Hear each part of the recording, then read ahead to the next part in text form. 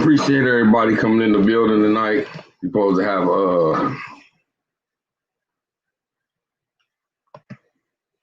to have Jose Vargass tonight in the building. Shut up.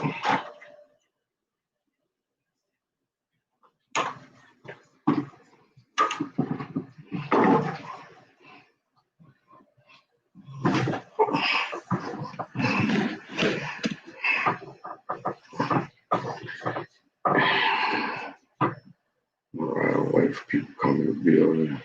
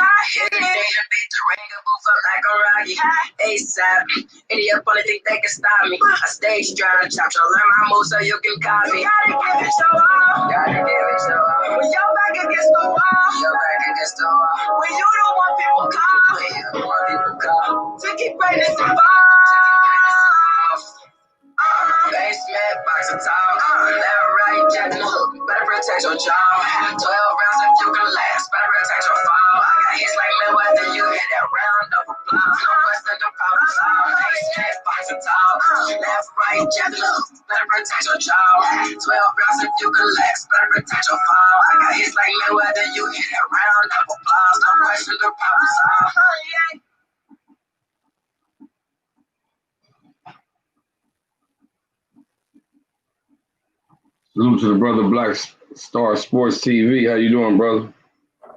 Hey, bro, what's going on, my man? Yeah, I had to make it on in here on time. Yeah. I just texted him not too long ago. He said he was good. Okay, that'll work. Yeah. I apologize about yesterday. I guess it might have been a mix up. He was busy or whatever, but yeah, he hit me up earlier. We talked about let me see, what time was it? It was about 12:30. We talked. Oh, okay, that's good, man. I'm glad to come through, man, for sure. Yeah. Yes, sir. Yeah. Hey, I apologize. I missed the motherfucker. The show. I missed the show after. The after the fights and everything. Yeah, it was all right though, man. But we chopped it up. She was kind of late, man. I had to push through it, man, because I almost, was snoring, and I was like, no, let me go ahead and jump on here, man, because the brothers be waiting. So I went on and did it, man. But yeah, that was something yesterday, bro. It really was, man. Yes, sir. It's Canelo, man. I mean, wow, he jumped in and jumped out.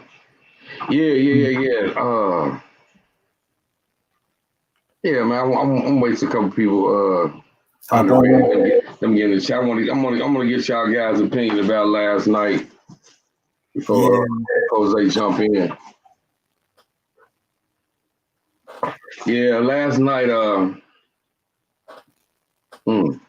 Did you watch the fights on Showtime? Yeah. I got to see. I got to see all of them. Right. Yeah, I got to see them, man. Yeah, the way they were ending. As soon as one ended, you flipped to the other channel. The other one was just beginning. Yep. Yeah, and that Showtime card went by so fast, man. Oh yeah. Well. then old boy that was kind of crazy. How the Boots fight ended. Yeah, it was. It really was, man. But at the same time, man, I feel bad for them brothers because he and Gary Antoine Russell, man, both, they actually went out there and showcased and proved, even in the little time that it lasted, that, they outmatched their opponent, and that they ready for the next for sure. They ready for the next step. And it's time for Boots Ennis to get that Ugas fight. He need Ugas next. He ready. He is ready. Yeah. Yeah, see, because I expected him to outbox Van Heerden. That didn't shock me, but I wanted to see him stop him, and it looked like that's where we was going too, because he was putting the wreck on him. Old boy wasn't going to be able to take much more of them. He was really getting the barrages put on him, and he was touching him up at ease. Anything he wanted to land, it was man. He didn't have no answers for nothing. And I was like, right. Man, it's a tough guy. He a real tough guy. Easy out, and he did him like that. So I know he got a good beard on him. And most of those guys in the welterweight ain't gonna have a beard as good as his, even though they may outskill him. But as far as that beard not being able to take it, if you can hurt him, then I know you can do some damage to some guys above him. So hey, that was a good look. But to have him in there with Ugas, I think that's the perfect fight for him next. Salute the brother, underrated one. What's good with you? Thank you. Thanks for having me. Welcome back, Basement Boxing Talk, Black Star Sports TV. Please support the brother, Basement Boxing Talk. Please support the brother. Appreciate it. Yes, indeed. Yeah, let me see. Let me see. Did you send that link to brother Clarence? Yeah, I sent it to him. He had just texted me about sending it to him again. I said just send it to him back to him again. Okay. Underrated, give us your opinion on the fights last night. Huh? Give us your opinion on the fights last night. Canelo,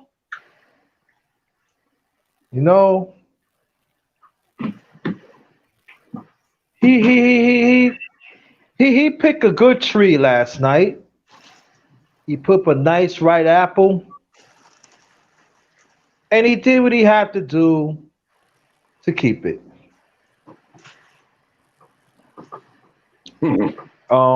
Russell, I didn't see the fight, but what I heard, he fought a gallant fight. Despite he lost his brother. I'm happy that he win. I hope he finally get a payday. You said he lost his brother. Yeah. I think he lost. 9 days before the fight, he lost his brother, who was 23 years old. He had a heart attack. Yeah. Which one was this? Which one was this? Gary Russell. He was a big one too, man. He was a good sized brother too, man. And what Antoine was it? No. Antoine was the one that fought yesterday. Last night. Yeah. No, this was he was man. I never saw him before though. I know he had a bunch of brothers, but he was a big dude, man. He was yeah. They got a big brother who don't box though. He kind of heavy set. Yeah, he was playing chess with Gary Russell earlier this year after the first fight he did. Right. And that's crazy because they was at the hospital not long ago, looking after their father, and then they was worried about him. And then you turn around now, and then you see this happen, man. That came totally out of nowhere. It's a young man, 23 years old, man, and he took this fight, man, with 5 days notice or something like that. Some short notice, man. And then he gets in there with him, man. And he's in there with Payano. And Payano was a comer, man. And Payano was going at him. He was being dirty. He was doing everything he could. And Gary Russell, he hung in and banged with him, man. And he wrestled with him. He out-roughed him. And he had turned the corner. He had him rocked and everything, man, before that fight had got stopped. And they stopped it because of a cut over his eye. It was so deep that they could see the veins inside the cut. So they stopped the fight because of that. But that fight was done. It was he did enough to show that he passed that test with flying colors, and he the real deal, man. That's somebody they're gonna have to worry about him. That's for sure, man. And that's the same to be said for Boots Ennis, man. because Bruce Ennis did similar. I mean, he was just touching Van Heerden up with no problem. But I expected him to outbox him. It's just the fact that he was able to keep him in trouble and have him. He was in serious trouble because all he was trying to do was just basically maintain. And then when they clashed heads, that was a huge ass cut there. It was like whatchamacallit? What's the one that trained with Mayweather that had that big cut? You're talking about Badu Jack. Yeah, he was like Badu Jack's cut, but he was, instead of it being straight down, it was vertical. Right. And you could see it open up immediately, and blood just gushed everywhere. And they had to stop. Talking about whose fight are you talking about? Yeah, the Boots Ennis. Yeah. Hey, that was a nasty cut, man. Yeah, man. He got bust open wide, man. And the sad thing about it was he didn't get the belt because it happened so early in the fight. Right. That's crazy, man. Yeah. That would have put him in contention to possibly get that Ugas fight. But now, since he don't have it, now they might hold it against him. But hopefully they'll give him a quick fight for it again with somebody else. He can go ahead and handle that business and get up there, man, because it's time for them guys to get up there now, man. Ain't no tomorrow. Ain't no waiting around. Ain't no couple more fights. These dudes is ready now, man. They ready now. And I gotta say also, I'm before I was favoring Virgil Ortiz over him just a little bit. Not after last night. No, Boots is the real deal. To the brother Clarence McClain. Yes. Yeah, he just texted me said could he go live on his corner, so he should be popping up any second. Mr. McClain. Yeah. Yes, sir. Man, I fixed a plate for you, Mr. McClain. You didn't come. Oh man, shoot! Listen, Mr. McClain was in here still trying to recover from this morning. Listen, messing with you, brothers. I'd be tired. What? I would say to that, I don't know what you're talking about. Yeah, What's up, Black Star Basement? What's going on to my brothers? What's going on? What's good, brother? Indeed, my brother. Yes, indeed. What's going on? Salute, brother. Hey, let me make it clear now, right before he comes in. Starting January, man. Y'all see what I put up today. The No Duck Zone podcast, man, is coming. Yeah. We starting this off in the new year. Yeah, bro. There you go. You gonna make that the name of your YouTube joint? Yes, sir. There you go. You gotta get your logo made now, man. We're gonna have to get that jump put up, man. My wife right now, she actually looking for a little duck right now. She looking for a duck. We're gonna put a duck. Yeah. So that's gonna be a logo. The logo is gonna be a duck. So that's what she's working on right now as we speak. Man, the duck gotta have boxing gloves on. We're gonna try to do all that, and then eventually exactly. Then eventually we're gonna try to get some we're gonna get some shirts out, we're gonna do some, and I'm gonna make sure I get all y'all sizes so I can send y'all brothers something. Yo, bro, y'all should go look up the old Mighty Ducks emblem and make a play off that. That'd be pretty awesome. Instead of having a hockey stick, you know what I'm saying? Yeah. But my other group, even though that incident happened with me dropping myself out, at the end of the day, it's still my group though, so nothing gonna change. I'ma still go live for that group. I'ma still do McClain's promotion. Like nobody's not gonna just come and try to take that from me because I made a mistake. So that's still gonna be mine, What happened? Well, what happened was I was trying to get somebody out my group who shouldn't have been in my group. When I was going live for the fight, I noticed there was a couple faces that I never put in the group. And I'm like, nah, we're not doing that. You got to get up out of here, boy. In the mix of me doing that, I don't know what my mind was thinking. I ended up getting him out of there. And then I did some other goofy shit and ended up getting myself out of there. So I guess dude was like, if you're going to get me out of there, you're going to leave too. Man. Hey, bro, who's the admin for the group now? It's no admin. I don't understand. Well, you know what? Even if I don't think so, and even if it is, whoever the person is, they not gonna be able to do nothing. So it ain't gonna even it really don't matter to me. I made it clear in my post that's still my group. So yeah. but I don't know how I can get. I don't know how I can make myself the top guy again. I've been trying it all day today. Nothing's been working. So I don't know how that's going to happen. Hey man, yeah, we gotta see about that, man. Somebody's got to be a way. Listen, I'm not tripping about it because at the end of the day, it's like if I get discouraged about it and I let it bug me, I will go crazy. I'm just looking at it like, listen, this is still my group. I'm not worrying about it. You know what I mean? Now when I find a way where I could terminate everything, because I don't know how to terminate the group. If it was up to me, I'll shut the whole group down if I can't get it back the way I want to. But then all the views and everything that I work for will go down the drain.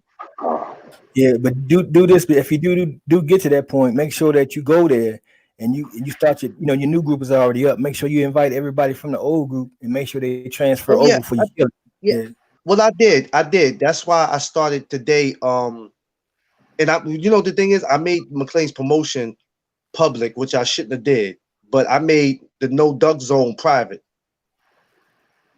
I mean, that's what I should have did the first time. But you're not thinking, man. But like I said, I'm not gonna let nobody take it from me. I'm still gonna be posting up in the group. I'm still gonna be doing videos, and I'm still gonna be on my Suge Knight shit when in there because I'm be like, listen, if you want a group, you want to join a real group, join McLean's promotion. There you go. Why you just ain't name your YouTube channel the No Duck Zone? That's what I'm going to do. I was gonna take the McLean's thing and I said, no, you know what? You keep that Facebook. I was sitting around today and I said, I keep joking to y'all about the No Duck Zone, but then I was like, you keep joking about it, stop joking about it and turn it into something. You understand what I'm saying? Because you keep joking about something, eventually somebody gonna take your idea. There you go. There you go, bro. Then you'll be sitting around bitter. You'll be sitting around bitter and mad about it. No, you idiot. When you had the opportunity, you should have took it and ran with it. So I said, let me stop joking about it and take it and actually make it a group. And that's what I did. So, I made sure I sent you brothers a request and before I probably sent anybody else. So long as I got y'all in there, I'll wait for everybody to come in after. I'm not really worried about that right now. As long as I got my brothers in, bro. I'm already in. Appreciate bro. that. Yeah, we ain't like Flint, dog. I told wifey, I said I want my brothers in the chat. As long as my brothers in the chat is in there, I worry about everybody else later. Yes, indeed, bro. Yes, I'll be glad when Jose join this chat. Yeah. Yeah, you say he fighting 135, 140, huh? Yeah, he you ain't never seen him fight? Yeah, I seen him fight though. But Clarence, I got an idea, man. I got a slew of questions for him. That's what I was saying. Like, man, he got to jump in today, man. He said he was jumping in. And if not, I'm gonna show the world this screen of him texting back and forth. Then I ain't bullshitting. Black Star, you said you got some ideas. What you got some ideas about? Hey, look, man. Hey, we know somebody else looking for a fight that fight in them weight classes, huh? Oh yeah, exactly. Exactly. Hey, listen, me underrated, and Mr. McLean was talking earlier. Hey, we need to start pushing this shit, bro. There it is. Oh well, I told him. You know what? I messed up too. I gotta slide you his math, man, because he was like, "Yo, tell Basement holler at me, and we can talk." Because I told him, I said, "Listen, I don't know his people that he talk about. Only he know. But I'm like, listen, we're gonna try to make something happen immediately. Forget Devin. That is already out the window. Devin's father already made it clear that ain't a snowball chance in hell that they will fight." Okay, you made that. Yeah, he made that clear. Yeah, they was talking for about an hour yesterday. I missed it before me. Okay, so yesterday, Bill calls Mike, right? Which Mike was like, I don't even know how he got my number, but we're gonna get to that in a minute. So they said for about an hour they talked, and he just let them know like the only reason why people want to see this fight is because of my son. So basically, you like, well, damn, like I'm not like, you know what I mean? And Mike was like, I understand that, you know what I'm saying? But I felt like Bill, like you were saying, like, well, your son ain't nobody, and if everybody comes out to see the fight, they only gonna come out because of my son. That's how I felt like he put it. You know what I'm saying? I don't know how that man took it, but if you talking like that and it's my son wanting to fight yours, I'd have felt like you was trying to play my son. Like, they ain't coming out for him. They only coming out for my son. But to each his own, whatever. But yeah, he made it clear that's a no-go. Wow, man. So he showed no interest in the fight at all. That's crazy. Nah, he showed no interest, and like Mike said, he'll be the next person that he'll fight will be a bum. See, my thing is this, right? Junior has a fight in March. They could have easily made that fight happen sometime after March. Yeah, they could have had that fight happen before March. He could have canceled that fight in March. He could have, but they're gonna play the duck game, man. They're gonna play the quack game. This is what we doing now, the quack game. Yeah, we just got to put some pressure on it, man. Put some pressure on it. But I do like the fact that, he got to speak to Bob Arum. So hopefully there's something that'll come out of that. If not, man, hey, we try to help them get something come about over there, man, so they can take off, man. That'd be awesome. I told him this. You got some brothers in your corner who's we want to see you win. It ain't all about trying to get paid off you. I said, me, underrated, Black Star, Basement. We just brothers who want to see you win. We want to see y'all win. That's all. And in this sport, like Mike Tyson was telling Tank, you got to connect with some guys to make a fight happen. Help another man out. You know what I'm saying? It ain't about you. It ain't about you just getting in there fighting. Sometime in this sport, you got to help a man feed his family. You know what I'm saying? This one thing I don't understand. Okay, who is Devin gonna fight? Exactly. If he's not gonna, now we broke it down. We was talking about this last night. I can pull it up. I can pull it up again. And I will real quick. So everything is accurate.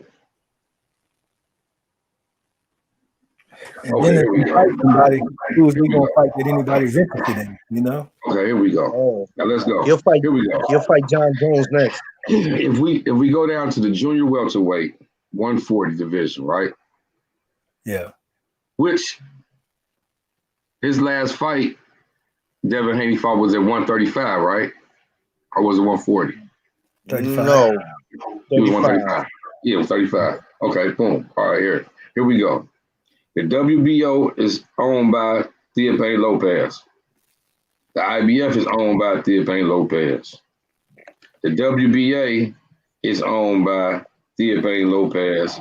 Gervonta Davis has the WBA regular lightweight champion belt, and Rolly Romero has the WBA interim light championship belt. Also, Theophane Lopez has the WBC franchise belt at 135. The only fight to even make sense to make happen is Devin Haney and Theophane Lopez. That's the only fight to make. Listen to this, if you're not gonna fight Lopez, why wouldn't you give a young brother like Mike Williams Jr. a shot? Guy who's 15-0, 14-0, coming up, undefeated record, give him a shot. Yeah. Exactly. It's not like you giving a guy with 4, 5, 6 losses a shot. Yeah, and a guy with his talent, man, like that is gonna make a lot of people interested in it, because one of the criticism of Devin Haney is he don't fight no black fighters. Well, you got one, and look at the style, everything, all the boxes is checked. People gonna be interested in that. Come to think of it, I never did, from what I've known, see him fight a black fighter. That is crazy. Man, that is crazy. Listen, if you go to some old videos that I taught before, man, a lot of this shit it's like Mike Sr. was saying, it's politics, right? But then with the other side of it is too, like the Canelo situation, man. A lot of these guys, man, they pick and choose they fights. Like you we haven't never seen Devin Haney fight a black fighter for real. That was the first time we ever seen Leah Santa Cruz fight a black fighter when he fought Tank Davis. Yeah. It's like it's a lot of politics into that, and so like you can basically pick and choose your fights up to 24 wins, 25 wins. You know what I mean? Until you get up there in the ranks. Then when you get up in the ranks, you just ducking now. I understand that some of these guys they do it to get they build their record up or whatever, and try to make them a name for themselves. But sooner or later, man, the best got to fight the best. And I'm saying that to say is, man, Lopez was talking about he wanted to fight Jose Ramirez at 140. Well, I think the fight at 140 should really be between Josh Taylor and Jose Ramirez. Jose Ramirez has the WBO and the WBC. Josh Taylor got the WBA and the IBF. Make that fight happen. We need to push these unification fights and skip all this. Pain, you want to move up to 140? We still got a belt right here at 140 at 135. It's still vacant. I mean, it's still open. Yeah. That unification fight. Give Devin Haney the fight. If you beat Devin Haney, move up. There you go. But that unification for Undisputed at 140 is in the works. It only got stopped because of COVID. So it's supposed to pop back on because of Bob Arum is big on that fight. Now, Josh Taylor has came out and said that, after he handled that, he want to come down to 135 to fight Teofimo. And Teofimo already said he wanted to win of that. So you see how it's walking down the line? And that's all Bob Arum right there. See? That's just in-house right there. It's okay for that to happen, but PBC fighters got to jump through hula hoops and do magic tricks to get fight with guys like, man. I ain't even want to go there again because, you know what I'm saying? We did enough of that last night. Yeah. Ain't no point in going in circles with that one. Exactly. Sure. Can't make this up, man. Yeah, but see, all that leads away from Devin Haney, man, and the main culprit in all this ducking Devin Haney is come from Bob Arum. Bob Arum made sure that Lomachenko got that opportunity to fight Luke Campbell for that WBC situation the first time. Then after that, he made sure that Teofimo got the shot with Lomo, and he cut him out again. Every time he tries to get in there. And then when he finally does get the belt because he ducks out and runs and they give him one, they create the franchise belt. And then they throw it in and they give that to Teofimo when, it wasn't supposed to be transferable. But somehow now his is transferable. But does that mean that Canelo's is transferable now? If somebody beats him, do they get to be franchised too now? Is that going to be the same thing? Or was that just a one-time thing too? You see what I'm saying? They open up the Pandora's box to a whole lot of crazy stuff, and you don't know what is what. Yeah, boy, quack. That's it. Boy, they out here quacking like crazy, man. Man, they heavy on it. They out here quacking, man. Hey, Lord, man, what do we got to do to get this sport back to where it need to be, man? I don't know, but I'm pissed off. Yeah, man. We're supposed to have this guy here with this interview getting going for the people. I want the people to think I'm be lying. Yeah, that's I mean, that's my thing is don't tell me you're gonna and then I gotta, I don't know, man. It's just crazy, man. It's crazy. These fighters, I don't know what they got going on. Hopefully he comes on and it's not an issue and nothing happened and he can he said he's coming on his phone to do it. Yeah, you can do it from your phone. Yeah, but I hope he should. I hope he knows how to do the link and press and all that. I sent it to him. I sent it to him on Instagram. All he got to do is just click on the link for real. Oh, yeah, because he got the gram. He got the gram. Yeah. Yeah, man. All right. I just yeah, that last time he fought, he got his tooth knocked out, wasn't it? Yeah. I was gonna ask him about that too. Yeah. Yeah, that'd be pretty cool, man. Be pretty cool. Yeah, because I know he was with Mayweather for a minute too. I can see that we have been texting back and forth today. Oh, okay. There go the receipts right there. Oh, wow. Maybe 7 to 8. Yep, there it is. Wow. It's proof right there, y'all. So y'all can't sit there and say that my man Basement is a fraud because he's not. He said, okay.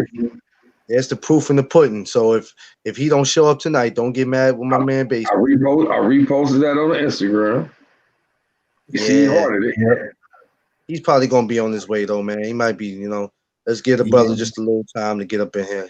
He'll probably be up in there. Yeah, if he ain't fighting, he might be at the Krispy Kreme, man, trying to catch up on them donuts, something, Man, I remember seeing one time out. It's crazy that I think about it. He said okay. He just texted and said okay. So yeah, see, he had the Krispy Kreme, man. I told you. That must be the Krispy Kreme in Harlem because we sure don't have one in the Bronx. I tell you, bro. I seen on a Man versus Food. They had an episode with a guy that made a sandwich out of them. When you cut it in half. Here you go. Here you go, right here. Here you go. Okay. Told you, man. Y'all get it. Captain Champ in the building. Hold on. Still buffering. That's it. There you go. Yo, hold on. I'm out right now, so I told you. Hold on. My service sucks. My service really sucks. Oh no, I hope his service is all right. Yeah, I see him. I don't see him. He ain't on mine. It's just doing the circle. Yeah, we can hear you. Yeah, I can see him. Yeah. Okay, I'm gonna jump in and jump. I'm gonna jump out and jump back in, y'all. Okay, bro. See if I can see. Oh, he jumped off. Then maybe he'll jump back. Yeah, maybe. Okay, that's what I was gonna do because I thought it was just me. Yeah, because maybe he couldn't see us, but I could see and hear him. Yeah, I can see and hear him too. Yeah. This only happens when underrated. This only happens when underrated is on. He said he can't. He just texted me, said he can't hear shit. All he gotta do is pop back in, and then maybe he can hear. Maybe his volumes was down, or he was muted or something. Yeah, make sure his mic is unmute. Yeah. I heard mass music. I hope he ain't nowhere in no club. That's what I figured. I think he was out doing something, man, because that's the first thing I heard was the music, and he was out. I said, "There you go." Your man out on South Beach on his Hector Camacho chilling in the club. Yeah, bro. He out chilling. Yeah, man. Yeah, at least give us a good 15, man. At least give us a 15 out of. I understand, man. With some young thing might walk past, man. Then he forget about the brothers real quick, Oh man, South Beach is a death trap. Man, I'm texting me now. You ain't lying about that. You were able to hear him. Yeah, I could hear and see him real clear. Yeah, tell Champ to come back on inside. Come back inside.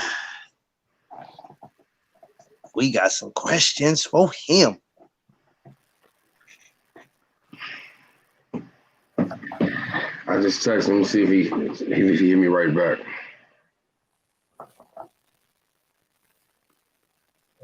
Yeah. Shout out to the Black Banner in the building, man. Salute, bro. Black Banner, salute, brother, salute. Salute. Yeah. That's crazy, man. He hopped in the panel for 2 seconds. 2 seconds. I didn't get to ask him, what's up? He was like, yo, there's too many brothers in the panel. Whoop, I'm gone. Too many brothers. I'm off this. He said he couldn't hear nothing, man. Put your earpiece in then, homie. Yeah, because we can hear from our side. I had a slew of questions for him.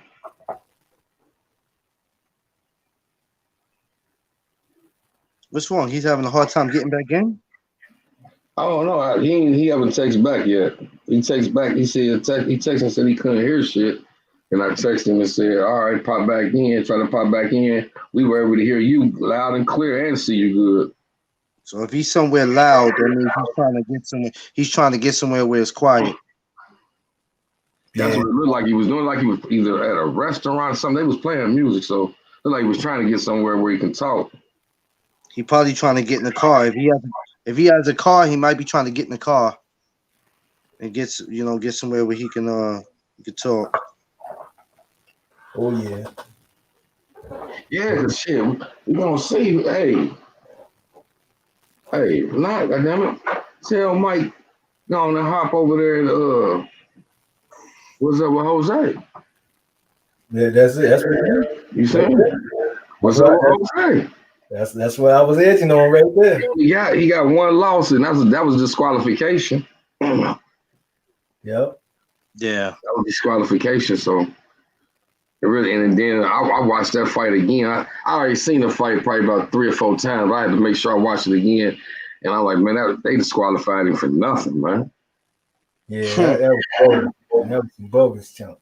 And you know, and that was the great Tony Leaks was refereeing that fight, man. It's crazy. Tragedy. Man, you don't know if that was some residual stuff because of the Floyd thing, you know? You never know. But hey, but if you go back to that fight and remember, or go back and watch that fight, Floyd went off. Okay. Hey man, what the fuck going on? How y'all gonna disqualify it? Yeah, that was crazy, man. It didn't make no sense, man. Now, just like for real, the fight with like we were just saying with Boots. You know what I mean? Yeah. Come on, man. That was clearly an accidental headbutt. Yep. But then the thing, the guy, I don't even know the guy who Boots was fighting. I can't even pronounce his name. Yeah, Chris Van Heerden. Yeah. Yeah, he was coming in with his head down, almost like he was looking for the headbutt. Yeah, he the one that initiated. He came in and butted. He actually was the one that butted Boots. Yep, except he got his head. You know, he the one took the damage. You know, but he did go 8 rounds with Earl Spence on Earl Spence way up, but that was 5 years ago. You know he was a tough guy, but for Boots to do what he did to him, man, that was impressive to me. Boots was just get ready to light him up. Yeah, I'm gonna show y'all this.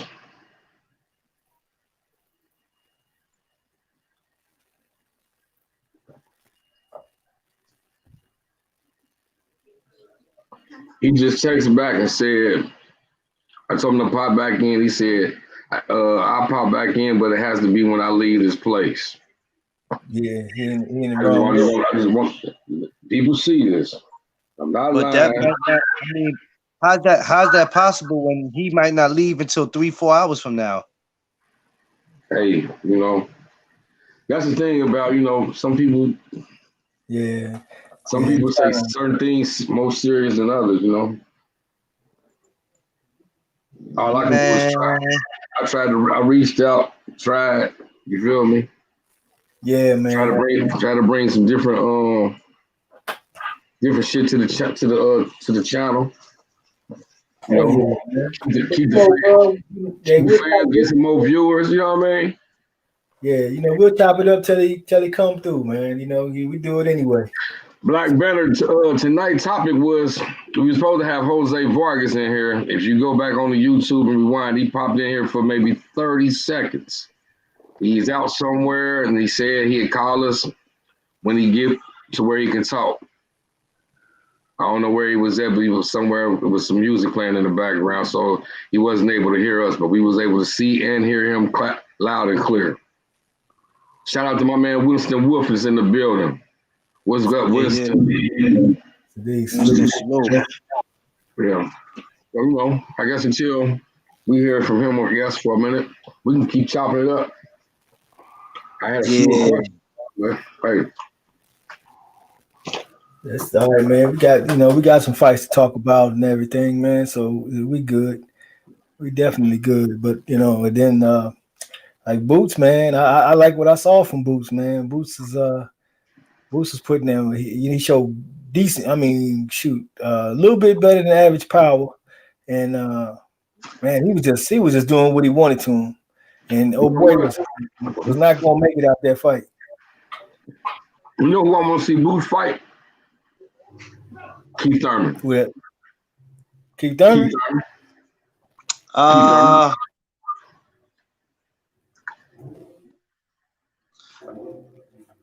uh, Yeah, That'll be a test. That'll be a nice test. but Thurman will I work. was Either thinking. one, man. Either one is a good I fight. was thinking. I was thinking Ugas.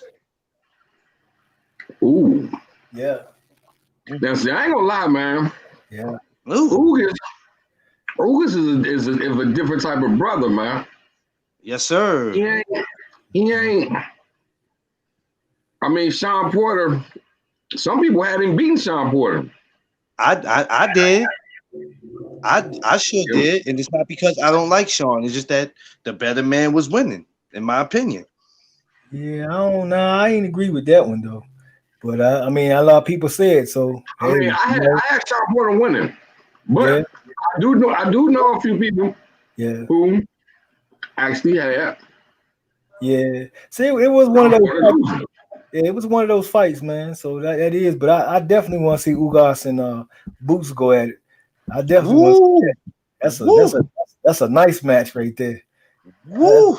Match Hey, right there. You got a boxer versus slugger. Man, I can see that. that I can see. Listen, I can see that with a crowd. Lord have man, mercy. yeah, right there in San Antonio. Well, they could bring it here to Houston, man. Shit, I put some flyers out. Yeah, because Boots is from Philly, but you got to take them to where neutral ground. Yeah, you could do it in Texas. I'll come out there for that. Yeah, bro. Yeah, the I'll come out there for that. 2021 can be off the chain, man. You know, a lot of Listen, times you look at a lot of these channels, man, and they always whining and crying about what we gonna do boxing. What is this? And this? Ain't shit we can do. We gotta appreciate the fights we get, man. That's what we gotta do. We can't sit yeah, there and keep bitching about, oh man, he ain't fighting. He said this and he did that, and why he doing that, man. Fuck all that. I ain't got time for all that. we need the fights, and when we get them, we gotta support them. That's the number one, man. And then the fighters who fight them, we gotta support them as well. Like when they have merch, if they give us a fight that we want, buy the ticket. You know what I'm saying? Buy the ticket, buy the pay-per-view, whatever.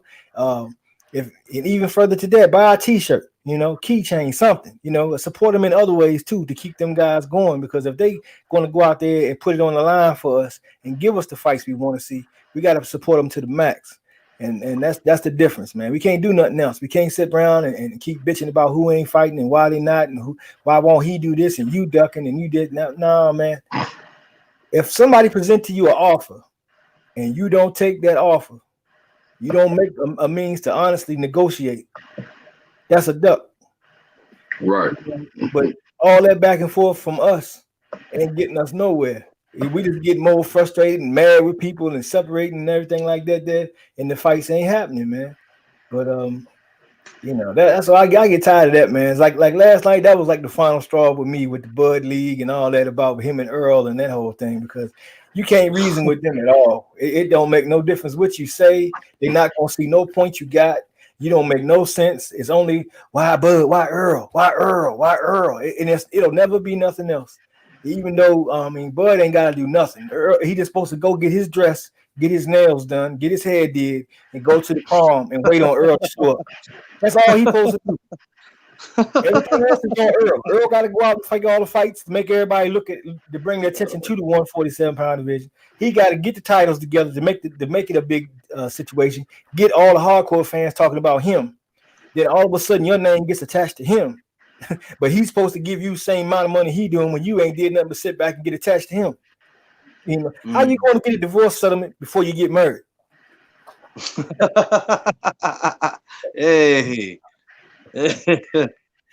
It's crazy, man. But like I said, I'm through with that, man, because I even try to do it in a way, and I even used the same example that was presented to me that time. And I said, man, if that's the case, if Manny Pacquiao offers Bud a contract, a fight with him, he's going to take that over Earl.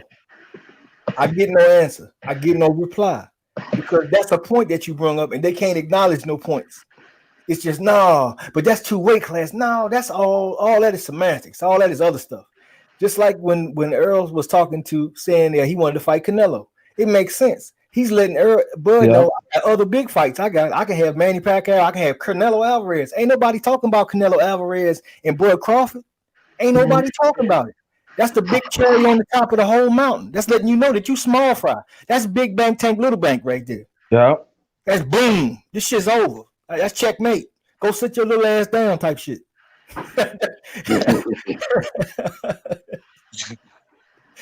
That's what that is, man. But they refuse to see it, man. They refuse it. And that's what I'm just like. I'm done with that, man. And you got a lot of people making videos today. Earl said dirty. Yo, the Black Panther's stupid. A Black Panther's stupid. Every time they mention Bud, I can hear the song by Loose Ends hanging on the string on the Bud bus. I'm waiting for you.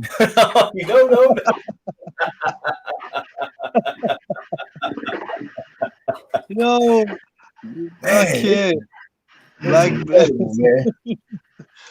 And that, that ain't no shout out to nobody, because like I say, them be our brothers, man. But I just don't like to get into no type of confusion with brothers, man. When you're trying to reason, and then it's to a point where they won't listen to your reasoning, then you know what I'm saying, it's all really for mute at that point, man. And at the end of the day, he's still waiting, I'm still waiting, we still ain't got no fight. You know what I'm saying? But the easiest route to the fight, nobody wants to address. Earl Spence says 60-40. Somebody said no. I rest my case. I dropped my mic right there. Nobody was talking about Bud Crawford before that moment right there.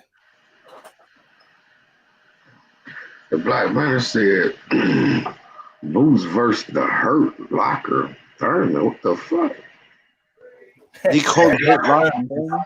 Yeah, because Thurman always hurt. Oh, dang. Hey, but yeah. I think that'll be a good fight though. Boots and Thurman, y'all trying to put him in there with Ugas, man. God damn. Yeah. I'd rather let him climb up the ladder, bro. Damn. Hey, my brother, I'm gonna tell you something then. I got him beating Ugas. And which he probably will. But let me see how he do against the Thurman first. Yeah, I want to see that too, though. I do want to see that too. That's a good fight too. Because they got they styles. That's two boxing styles. He put him in there with Ugas, man. Ugas is a slugger. Yeah, but yo, man, they good fights either way. I take either one of them. Flip a coin, man. What if Boots annihilates Keith? Oh my God! What if that was to happen, man? That would be crazy, wouldn't it be? Then we don't need to see the Boots fight. And he can go and step up and get up there with either with Crawford and Spence, Pacquiao, somebody. Yeah. Now who is Bud gonna fight? That's the question that nobody on the Bud squad ever want to answer. All they see is, man. He kept his Black Star. For some reason,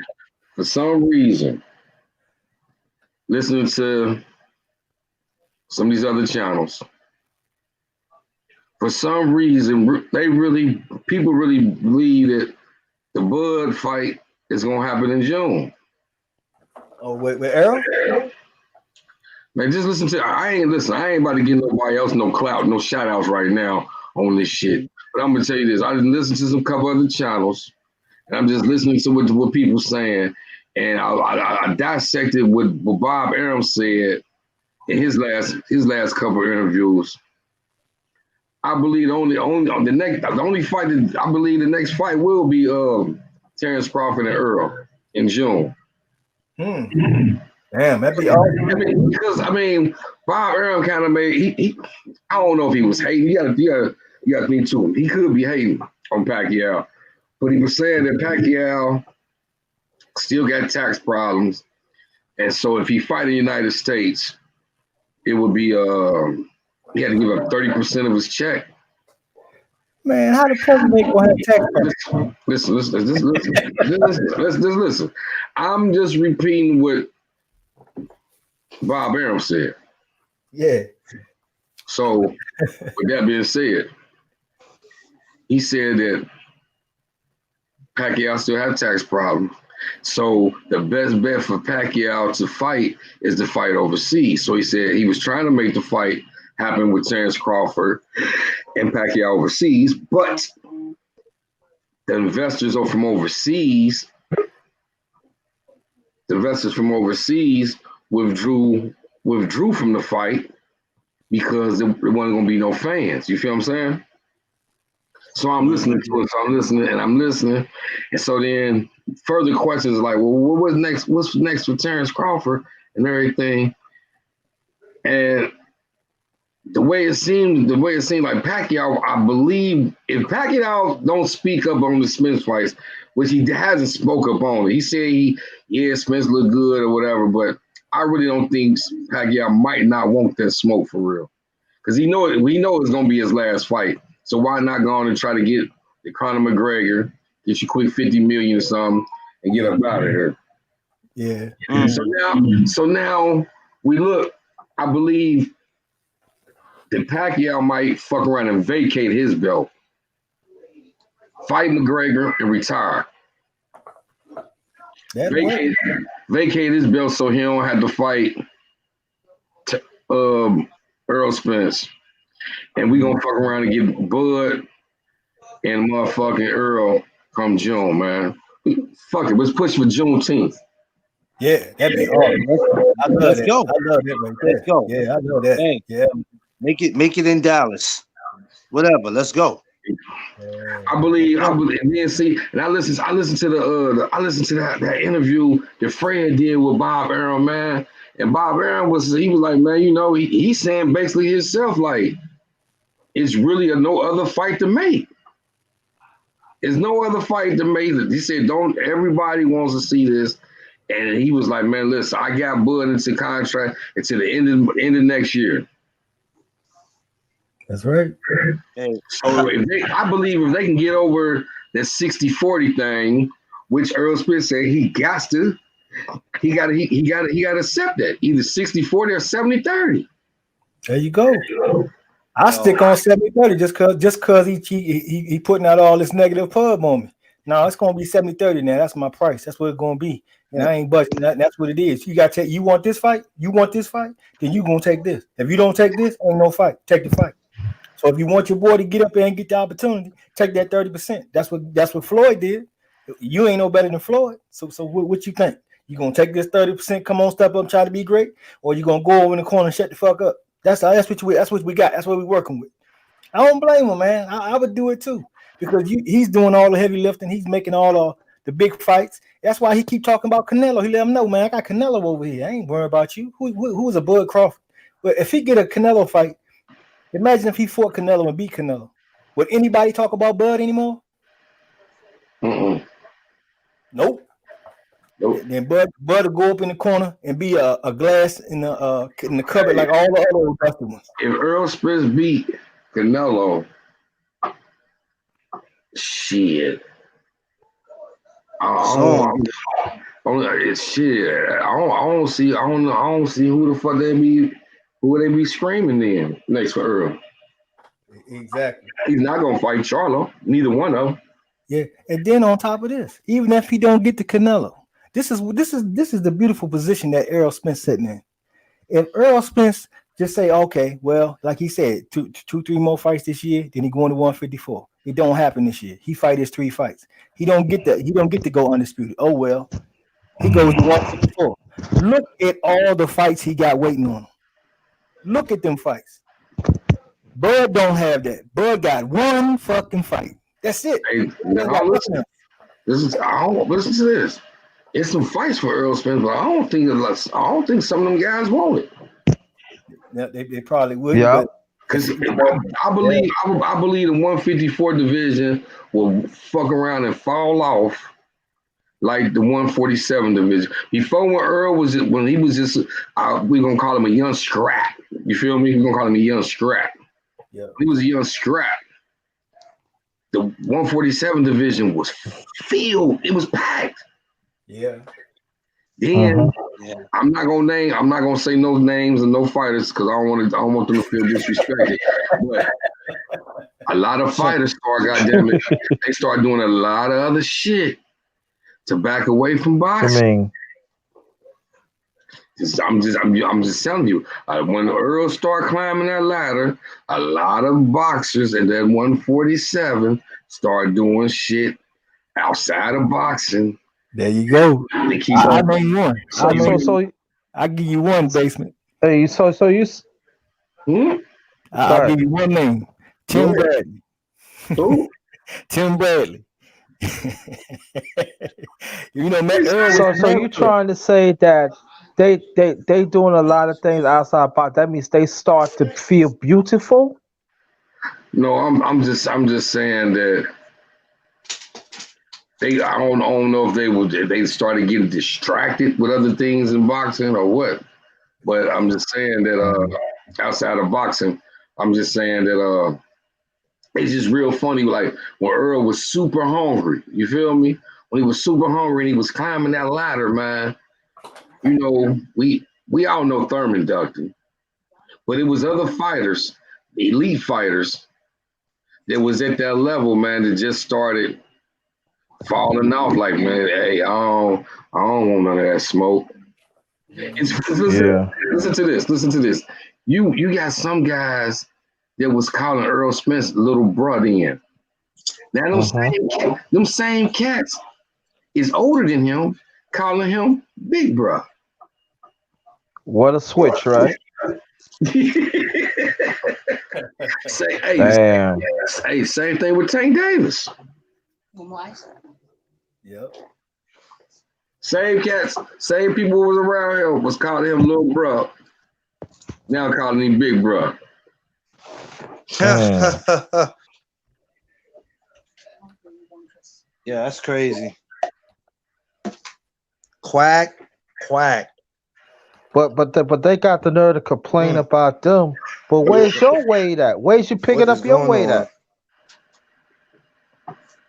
Gary, salute. Salute, brother. Salute, Gary. How you doing? Come on. Yo, underrated. What's up, man? You quiet over there. You good, my brother? Yeah, I'm good. I'm just listening, man. I know you're talking about TC. That man ate some food that he put on his channel earlier. That mukbang, bro. That man over there snoring.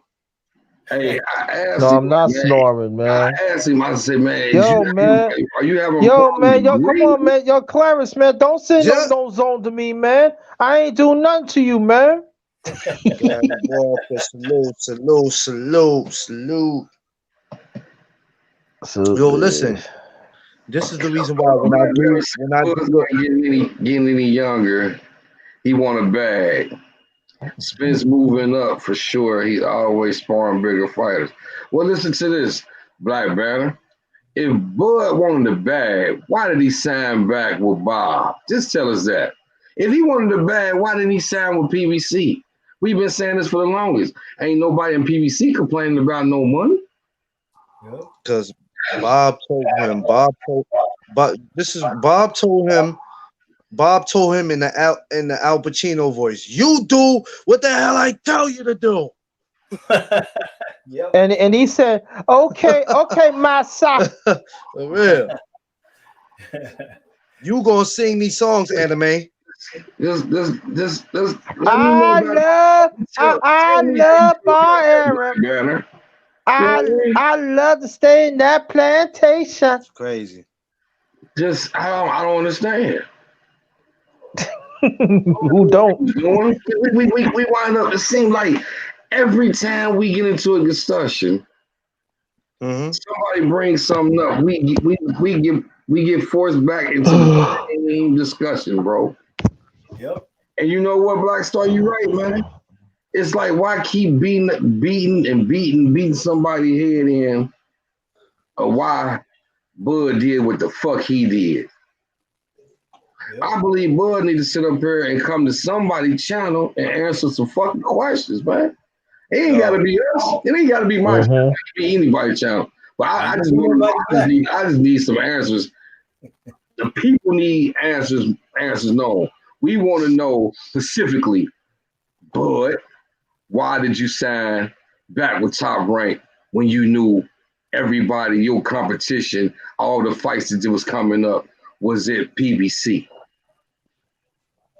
Now I understand why. I understand why Triple G signed with his home, chasing Canelo.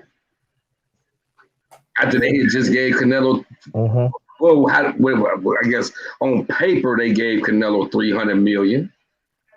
Oh my God, it's crazy. On paper, that's how they make a prima donna. You feel me? A Black Star with Dollar Bill told what you call it in Players Club. He said, I got a contract that says you do what I tell you do. Until then, shut the book up, don't say nothing. Don't say nothing to me. I pay them couple boy nothing.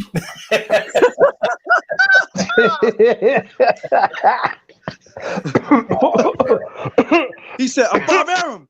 I ain't paying Terrence Crawford nothing. Nothing. Please, I need the butter biscuits, please. Man. I swear you can't make this up, man. You can't. If we could make this up, it would be okay if we making this up, but we not making this up. This is actually facts. I'm not re-signing with somebody who only want me around. That's crazy, man. Yeah, and then here's the other one. That's like you.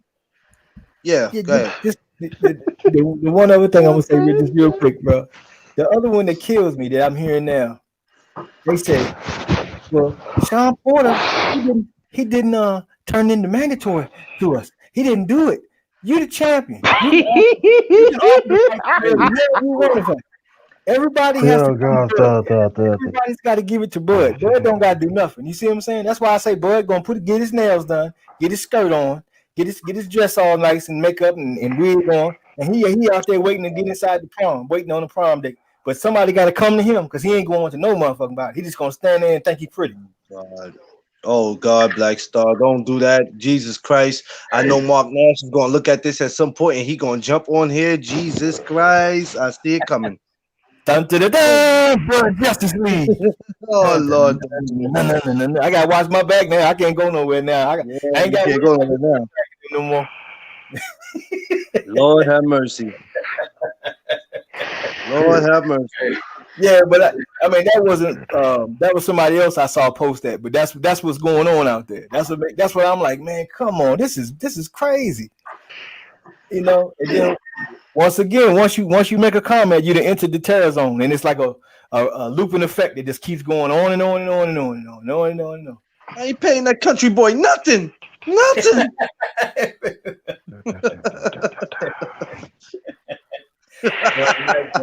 That's the dude, man. Yeah. Oh man. Oh, what he say, man? He said he gonna hit us when he get up out of there. He coming through. Awesome.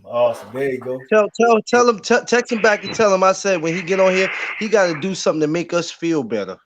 Yeah, do something to make me feel better. Do something to make us feel better. Yeah, old dude, I forgot his name. That dude did say that, man. That was wild. Hey, you can't listen, but you know what's so crazy? I'm joking about it, but if you look at that situation with JB Fox and Bernie Mac and just that part, that's how it is with Bud and Bob. That's it. That's a perfect analogy right there. He done talked about this man and downgraded him in front of the public. The guy that's supposed to promote you is downgrading you. And you still standing there talking about he's a good guy. I know. Man, you know how dumb you look for saying something. Man, who the fuck is this? You see this? Oh, somebody trolling like a mother. What? He said, Basement, do you still have beef with YouTuber BFTB Boxing? Nah, man, they don't even know what they're talking about, man. They don't even know. Listen, real knowledge, bro. Hey, listen, I don't have no beef with nobody. You talking about a video made of you? Ain't no BFTB ain't made no video about nobody over here, man. This a weak troll, man. You're a weak troll. Get up out of here, troll. Go find something to do. Happy holidays, troll. Yeah, man. That don't even make no sense. What talking about? Did that even sound correct? Nah, man. BFTB ain't did nothing like that, man. Man, did you see this? That's crazy. Do I got beef? Wow. Wow. This is what I got to go through when I start getting big, huh? Yeah. This is what I got to deal with. Yeah. Hey, I this tell is you what, deal with. real knowledge. If I had beef, you see, we get in the ring. that's a I got fact. beef, motherfucker. We get in that ring. He got a brother in New York that like to fight. So what's up? It It's is, love man. everywhere. East Coast, West Coast. Yeah, What's up? yeah. They trying to cause some LDBC beef, man. You know, well, BFTB boxing ain't nothing like that going on. That's some old foolishness they trying to drug up. We ain't paying them country boys nothing. That's nothing. Right. Stick your head in the window. Stick your head in the window. Yeah. Come on, man. We ain't gonna do this, man. Oh man. I ain't messing with y'all tonight. No, can't make this up. Need to pay him for somebody get hurt. Yeah, I'm Yo, Clarence, man, I'm not messing with you tonight, man. Stop playing, Clarence. Oh my God. Man, we were supposed to be doing this live great interview, man. We are. Shit. We Yeah, I'm saying I know, but I had some. I wanted to get down to the nitty gritty. I wanted to know. I had some questions. I wanted to know some things. Where he at? Let's ask the public. Let's ask the public some good questions and see what answers they get. We gonna get back on this Bud Justice League. Let's ask some people some questions and see what their response be. You started off, Black Star.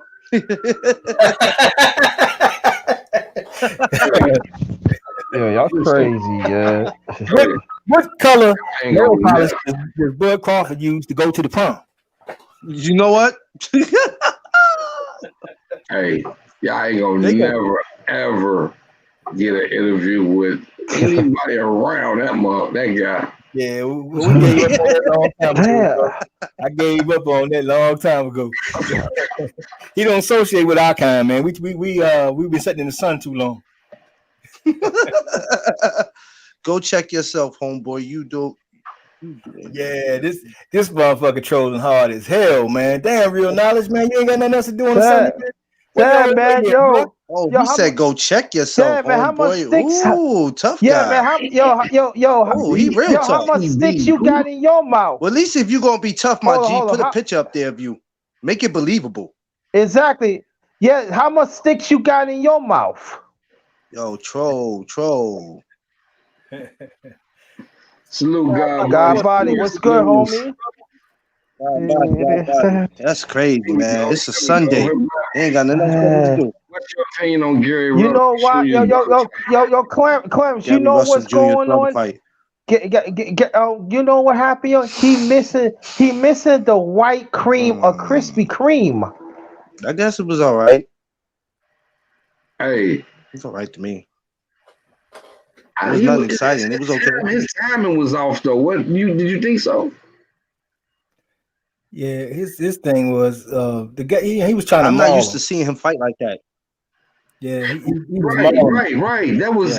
It was like I understand his opponent was doing a lot of holding, but it was like I don't know. Then when you just told me that his brother passed, so maybe he did have a lot of shit going on, and then he took the. You say he took the fight at what 5-day notice?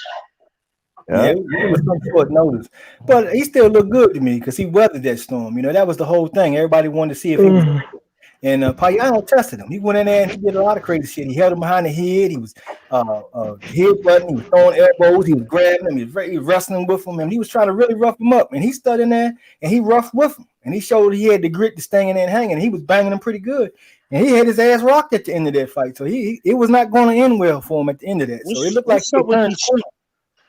What's up with these short day notice fights, man? There's been too many of them lately. Yeah. It's crazy. Too many of them. Like, just get on the Canelo.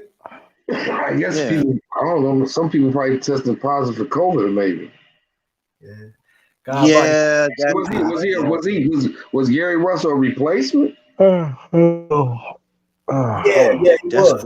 He was a replacement. Oh, I didn't know that. Okay. Yeah, you're right. The question is, when are we gonna see Gary Russell, man? I mean, how long is it gonna take before we see him? Man, Hey, he So let me ask you a question, T. he was screaming that he supposed to be fighting his mandatory. Yeah, let me ask you a Well, who's question. his Do you think he mandatory? should leave PBC? I Say need to check what? that out too. Who's his What'd you say? mandatory? I'll look it up. Yeah, I don't even know who that is, man. And he got to be tired of just fighting Mandos because there ain't nobody in that weight division for him to fight. He done already cleared that motherfucker out. You know, at Well, 126. guess what? Guess what, Black Star? Yeah. Then you gotta move. He gotta move. He gotta move up. I'm not gonna keep sitting around playing around. This Man, sport ain't listen, promised. Gary This Russell sport ain't should have promised been forever. he should have been fighting at 140 at least. Yeah, he should have been At least moved. 135. Yeah, he need to jump in there right now, man. He need to be trying to get that Lomo fight. I'll be on Yeah, Lomo. I Lomo, agree on that. get somebody. Hell, go in there and get Leo Santa Cruz if you got it to start it off. Go get somebody. Yeah. But Leo, the point is they going to fight him. That's the point. Is they going to fight him. I'll take that. Yeah. Yeah, Leo might be open now if he took that last ass whoop. Hey, Leo ain't coming back down. He got his wings. I believe I can Tank sent his ass straight fly. to heaven. I believe I can touch the sky, Hey, even though I got my ass oh man, I whooped. salute him on taking that. But man, look, you talk about a rematch? Rematch. You want a rematch? Man, Okay. you tripping. It might be quicker this time. I'll take that first check and be happy with it. Yeah, man. But I salute him because a lot of guys wouldn't have won a rematch. A lot of guys would have just took that first fight and be like, I'm not getting in there with him because it's a chance. It's the chance taker, and I can't do it. So salute to Leo Santa Cruz for wanting to, do it again, though. Yo, I got a name for him. Y'all want to hear it? What's that? Huh? Leo Santa Sleeps. Hey man, something wrong with you, man. Real talk. I thought that was the quote. You know, he will never get it. Hey, God Body Sports and News, bro. You want a link, bro? That's the young G, man. God Body. Yo, he be bodying people. Body. God Body. Man, I'm telling you, man, I'm about to piss a Black Star Basement. Right, I'm about to piss a lot of people off with this no duck zone, man. They might boot me. They might boot me off of YouTube because I'm telling you, I'm finna start some shit in 2021. Listen, man. Let me tell you something, they man. might Y'all give me the got boot. belts. Yo, y'all got belts, man. Y'all got to fight, man. That's all okay, to though, it, man. Because we gonna talk nothing but the truth on there. Yeah. Mm-hmm. Yeah. Yeah, that's facts, man. That is. Listen, facts. when you call something a no duck zone, you got to make it believable. Yep. Yeah. You have to call people out on their shit. And I got this thing. I told my wife what I'm gonna do is every chance I get, I'm gonna ask people a question about a fight, and I'm gonna be like, "Is this a duck, or is this a no duck?" Yeah. That's what we gonna do all the time. Yeah. Well, I could tell you one thing. It's quite a few ducks lately. Because everything might not be a duck. Everything might look like a duck, and you might be like, "Nah, he not ducking them." But there's a couple ducks out here. Yeah, I mean, if they get a better opportunity to find a bigger fighter, you can't really call it a duck because you got a better opportunity. Because for one, only spreading what's happening. Yeah, man, that's that craziness, man. Yeah, it ain't no issue. We know it's no issue. But there are a few ducks. It's not even Christmas yet. He's only spreading what's happening. God bless his soul. Such a good man. Yeah, we already know it's no issue. We straight. You can tell him that. You can tell him this. We ain't paying them country boys nothing. Nothing. Yes. You're crazy. You're crazy. Bernie Mac, man. I miss old Bernie Mac. Oh, Bernie was the real deal, man, for sure. Come on, player. Yeah, I ain't playing with y'all. I ain't messing with y'all tonight. Yeah, man. Hey, we didn't even talk about your boy yet. Underrated. Cantaloupe. Who? We ain't talk about cantaloupe, the cinnamon one. Oh man. Who? Here we go. Cinnamon. Who? Cinnamon. Cinnamon. Oh. Oh, You know, okay. I ain't messing with y'all. Mexican. The white boy Mexican. He looked like Yeah, I Opie ain't Taylor, messing man, with for y'all, sure. man. That's what I was like, man. I don't know. That dude is a manufactured champ, man. He's manufactured 100%, man. That dude, Callum Smith, proved that he was not nowhere near the Sitting on elite the or the dock. best guy at 168. Not even close. That dude didn't have, man. You 6'3", but you want to fight like you 5'11". You leaning forward. Did you see how he was got hit with missing? an uppercut. But go ahead, basement. No, I said, did you see how he was missing Canelo? And that motherfucker was right in front of him. He squatting down and still missing this motherfucker. I said, man, that shit crazy. Yeah. I said, how the hell you 6'3"? How the hell you 6'3" and doing that? Exactly. I mean, you basically catering yourself so that every time Canelo threw a punch, he landed. You was never out of range. He never had a hard time getting you on the chin. Every time he threw an uppercut from long range, and he hit him landing perfect under the chin. I said, he hit you. This little short guy threw an uppercut from way over there, and your chin hung out there long enough for that uppercut to go all the way around, do the whole motion, and land you flush. Pop, lift your head up and everything, and everybody go, "Oh, look at that uppercut!" Come on, man. You could have saw that 3 days before it landed, but you still let him land. He's standing right there on the line and they ain't moving. He's standing there stiff. And Canelo coming forward, he just pop, pop, pop, pop, pop, pop, all them wide punches. Man, keep it going for him. I'm gonna get something to drink real quick. Yes, sir. Right, yeah, man, that shit was manufactured like a motherfucker, man. Now the word is, man, that it's true. He's gonna fight Aldi Eurodrum in March for that WBC. So he's fighting a scrub next, already in line. That's and then check this. Imagine if Jamal says, "Hey, I'm going to 168 now," and he called the WBC. He got the WBC. So if he move up, he got the right to call the champion. So if he called the champion for the 168, guess what's gonna happen? Franchise. Guess what Canelo gonna do? I think I'll go see Spence. He's gonna get that I franchise. think I'll go down and go see Spence. Yeah, he gonna hit that franchise belt, so he don't even gotta do that. They give him the franchise, and they just get a 168-pound belt to Charlo again. But the sport needs to cut it out, because what are you teaching people? What are you teaching them? Yeah. This is why some of these guys today, as we were asking Junior Jones, some of these guys will not last in his era. Exactly. It wouldn't have happened. They'd have got spanked and embarrassed right on HBO. Exactly. Sad, man. Fight. That's why they my favorite guys. Whenever I study or watch boxing tapes, I always go back. For some reason, I always go back to HBO boxing, because they had some of the toughest. I love watching all the fights that they had on there. Exactly. Oh wait, yeah, they did good times, man, for sure.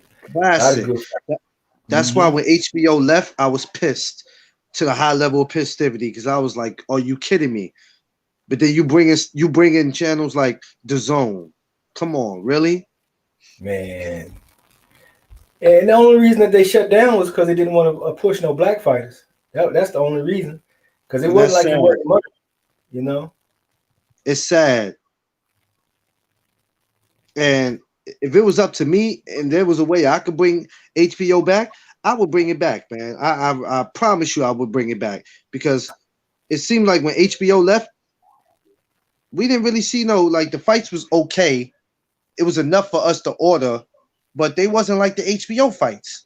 You know what I'm saying? Like I'm not even talking about HBO pay-per-view. I'm talking about like, Boxing After Dark. Yeah. Oh man. Yeah, You didn't even have to have like when you want to see Roy Jones, when you want to see Pernell Whitaker, and like not all the time it had to be a pay-per-view fight. All you had to do Saturday night was to turn your channel on HBO. Boom, there you go. Yeah. But there was also because all the promotional companies didn't mind going over there too, because HBO was considered even though the platform wasn't as big as say like ESPN, nothing like that, but it was a certain stigma placed on HBO, like that was a big fight thing to do. So you didn't have that so much like Don King fighter and Bob Arum fighter. You'll see them fight on HBO, but now it seemed like there was a line drawn. Showtime came, PBC went over there, and then HBO was just left with Golden Boy, and then Golden Boy lost all his fighters. And all they kept hollering about Triple G. Look at him, Triple G. Larry Lampley was just in love with him. Yeah. Man, listen, let me tell you something. That guy right there, man, God bless him because he's been in the game for so long. But boy, like Floyd told him that time, you don't know about boxing. Yeah. They was famous for pushing narratives, man. They could build fighters, but they was looking. It was so clear towards the end that you could tell that they was looking for an Eastern European to push. Like they wanted to change it at that point. Yeah, and that's where a lot of fans got mad with them. Go ahead, Blackstone. Yeah. No, I was just saying that's when a lot of fans got mad with him, and then started to really. Not really deal with him so much because it was getting more and more obvious because they had Kovalev on there. They had Triple G. Oh, they loved when Triple G came through. Oh, my God. Boy, they had some monsters. Hey, they had some monsters on there, didn't they, right? Yeah. They used to have. See, that was the beauty, like the 86 tournament they had with the heavyweight tournament with Mike Tyson. All that was on HBO. The whole complete tournament was on HBO. Yeah. And see, that's another thing that I had mentioned too, man. That'd be a good thing to do right there to clear it all up because that'd get all that other stuff out the way. If everybody agreed to it, it'd be great for boxing. And it helped out at the time because it created Mike Tyson. Yeah. I tell you what, if I could wake up tomorrow and I had the choice to get rid of the zone and bring back HBO, boy, I'd get rid of the zone and bring HBO back. I'll tell you that. Yeah, you're absolutely right about that. Yes, sir. I'm not gonna lie to you. People, you know what? People said HBO was biased. I said, hell, a lot of these channels are biased. Exactly. And one time I got to give him credit, man, was that time when Oscar De La Hoya was fighting Obakar. And Obakar really beat Oscar De La Hoya.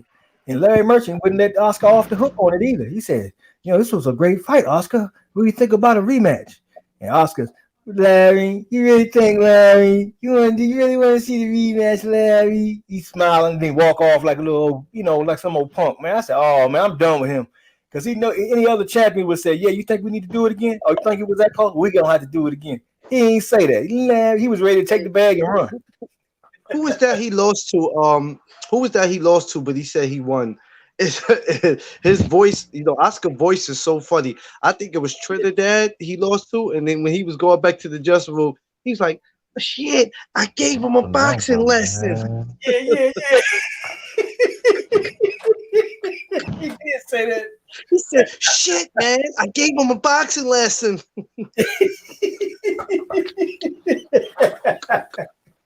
The one thing that Oscar used to always do in the fights, and people used to always get excited about it, is Oscar would stand in front of you, and like if you get up against the ropes or something, he just throw a quick, and people say, "Oh, look at the combinations! Look at the combinations!" But for the rest of the round, he didn't do nothing. As long as he did. You know what though? You know why I take my hat off to De La Hoya? We all can make jokes about him and his sexuality or whatever it is that we want to make it for, but you gotta admit, man, that was a bad boy. Yeah, he fought everybody. I give him that. He got in the ring, man. He did do that. I tell you who he shouldn't fought. Who he shouldn't fought that I felt at the time he shouldn't have been in the ring with. when he fought Arturo Gatti. Oh yeah, yeah. Yeah, that was just for namesake, you know. Oh Because man. you know, Arturo was he was a hell of a heart. He had a lot of heart for a fighter, but he had more heart than he had talent, though. Really, you know, to get up Well, there you and know fight. what? I mean, I think people loved him because no matter how much beatings he took, he still sold out Kept coming. arenas. And I don't know what it was about him, but you know, he had the heart of a lion. But like you said, you know, Yeah, he took beatings. yeah. Well, see, that was the thing. Even against lesser, like on Tuesday night fights, he's fighting a lesser known opponent, but you got a hell of a fight because it's going back and forth. You know what I'm saying? You're supposed to wash those guys, and you having back and forth with them, and then as you raise up, you still having back and forth. So his reputation was, man, if he's fighting, it's going to be an exciting fight, and that was true. He did do that. When he fought Floyd, I was like, oh my God. Why did y'all even set Arturo up like this? Y'all are so wrong. Yeah. Yeah, that's crazy. Yeah, man. I feel sorry for Arturo. I seen Gotti after that fight. I said, hey, they stopped that fight just in time. Who was the one who was training Gotti at the time? We was just talking about him yesterday. Who trained Gotti for that fight? Oh God. Freddie Roach? No, it wasn't Freddie Roach. We just mentioned his name. We just mentioned his name yesterday. When you was talking about match a fighter with a trainer. Yeah. Oh, Joe. It'll come back to me. I forgot. But yeah, I mean, I do that too with them trainers, man, because there's so many of them to remember, and then you get time and places, and then people switching trainers so much. You try to remember that time that what was the trainer at that time and stuff. yes. Rest in peace, Nell Whitaker. Yes, sir. Yeah, man, Sweet Pea was Yeah, bad Hey, man. Sweet Pea was cut. He was cut from a different cloth. Yeah, yeah, Sweet Pea was something, man. But see, that's one of those guys that defy the logic of boxing, man. You know, if you get a boxing purist, you'll say, hey, you're not supposed to do this, that, and the third, but Pernell could go out there and do it in every fight against top flight competition. And you'd be like, man, that ain't supposed to work. That's a weakness. Shit. Not when he fight. He fought De La Hoya in Trinidad. You got to take your hat off to him. And Julio Cesar Chavez. Yeah. He fought some dogs. Yeah, brother. In Trinidad, and at that time, Trinidad and De La Hoya, they were them dudes. Yeah. They sure were, man. That was some good boxing back then, man. No doubt about it. We not getting that no more. Nah, man. It's got to change. Yeah, it's got to change. But you know what? I tell people too, believe it or not, these promoters be having a lot to do with it too. Yeah, they do. They sure do. But nobody wants to say that. Nobody wants to say it's not the promoter. Everybody want to say it's the fighter. Okay, the fighter has to take some blame too, because at the end of the day, if your promoter ain't doing his part, then it's your job to get rid of his ass or to leave. There you go. Right there. I mean, look at Floyd. He bought his way out. But the one of the things that can fix it is a PBC belt. PBC need a belt. What Floyd pay, like $750,000 to get out? Would he pay something like that? Yeah, $750,000. Yeah. Okay. All right. Ain't that a shame when I got to pay to get away from you? That's sad. And as soon as he got away, he got to answer your question right there. Oh, there you go. Buddy McGirt. I knew. Buddy McGirt. Black. Hey, I suggested him too. Thank you, Black. Thank you, because it was right there. I seen his face in my head, but I couldn't think. Listen, thank God. Let's go back to that Gotti fight for a second. I'm glad Buddy stopped that. And he told Arturo, no. Your eyes shut. Your eyes shut. Now imagine if he'd have let Gotti go out there for one more round. Man. Yeah, that wouldn't have been good, man. That wouldn't have been good. Man, we did have some all-time fights, though. if you ask me, just in my opinion, I felt like from that fight, that's where Gotti took the most brain damage. If you just ask me, Yeah. he took a bad beating for what, 6 rounds? What the fight went, what, 6 rounds, 5 rounds? Yeah, it didn't go long. I remember that, but it It was a didn't go hell of a long. yeah, yeah, man. And And he had a lot of fights like that. I Yeah, started that feeling was, bad. I started feeling bad for Gotti. Like, I felt like I was his corner man. I was watching that fight. I threw in the damn towel and I wasn't even in the arena. Joe in the towel. Yeah, man. Yeah, I threw the towel at the TV. Like, man, that's it. What you got to prove, Gotti? Exactly. But I love him. There will never be one like him ever again. I love Gotti. You know, rest in peace. I miss him, and when he passed away, that really hurt me because he was one of my favorites. Yeah, he definitely was, man, and it was sad, man. And Every them time guys when I go to that, every time I go to Lang City with my wife, that's who I think about. He's the first person I think about. Arturo Gotti. Arturo Thunder Gotti. Yes, sir. Yes, sir. Man. Yeah, man. I saw that they're gonna have that Hall of Fame thing in New York this year, man. I have to try to make that box Hall of Fame. They do it every let me tell you a basement something funny that you're not gonna believe and nobody on here is gonna believe. I've always been a boxing fan, but my idea was never to go to a Hall of Fame. I was just a boxing fan. I was just good with seeing fights. I didn't care about none of that Hall of Fame stuff. I used to always see it on TV. All right, cool, the Hall of Fame. I never even thought that there was possible for me to even make it to a Hall of Fame. So I told somebody recently, I've never been to the one up here in New York. They're like, how the hell is that possible? You're from New York. But I'm like, yeah, the Hall of Fame is not in New York City. It's in upstate New York. Right. So I never been to that part of upstate. So finally, June 13th, from June 10th to June 13th, me and my wife, we're gonna be up there. We're gonna definitely be up there for that. I connected with a couple of people already. We're gonna be putting a room. We're gonna be trying to get a room real soon and book the tickets. So you in basement. If y'all could make it up here for that, I would love that. What part of New York is there? Canastona, what is it? It was a baby. Canastona, something like that. Canastona, yeah. Yeah, I never heard of that place before. I was like, wow, man. If you ever heard of if you ever heard of Albany, New York, Syracuse, like kind of, yeah. I had an uncle from Albany, New York. But the beautiful thing about this one up here is the main one out of all the Hall of Fame. This is the main one, and I believe Floyd getting inducted. Floyd getting inducted in this one. Yep. Floyd is inducted. Later Ali is, and Wolf. Yep. It's That's a couple damn people. Good class. And Klitschko. One of the Klitschko's is getting in. I wonder if Ann Wolf and Layla Ali is cool, because remember back in the days they were supposed to got it in. Yeah, Layla ain't want none of that. She retired quick after that. She started getting smart about her business. But you know what though? She was, when you look at her, it was like you were too attractive to box. And Wolf, I could expect that because it was like, you look like you should be in somebody's ring. Yeah, she looked like she could win a bar fight. Yeah. She coming out with all of you.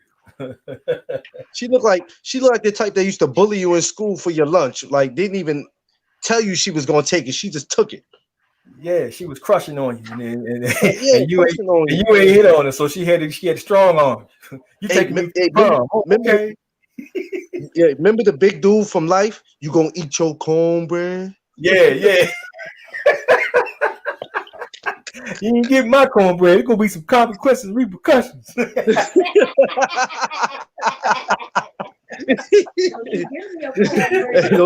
Don't you give me your cornbread because you don't know when the next piece coming.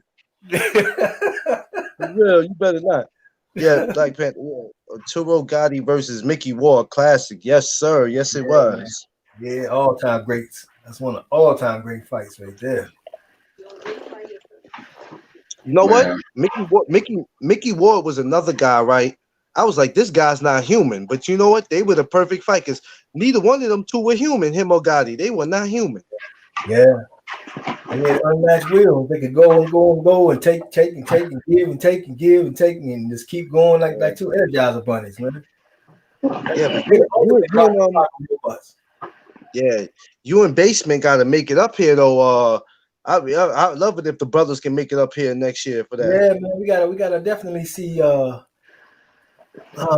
Salute. Yeah, we know how much it costs and everything. We can definitely plan now because that's in June, right? Yeah.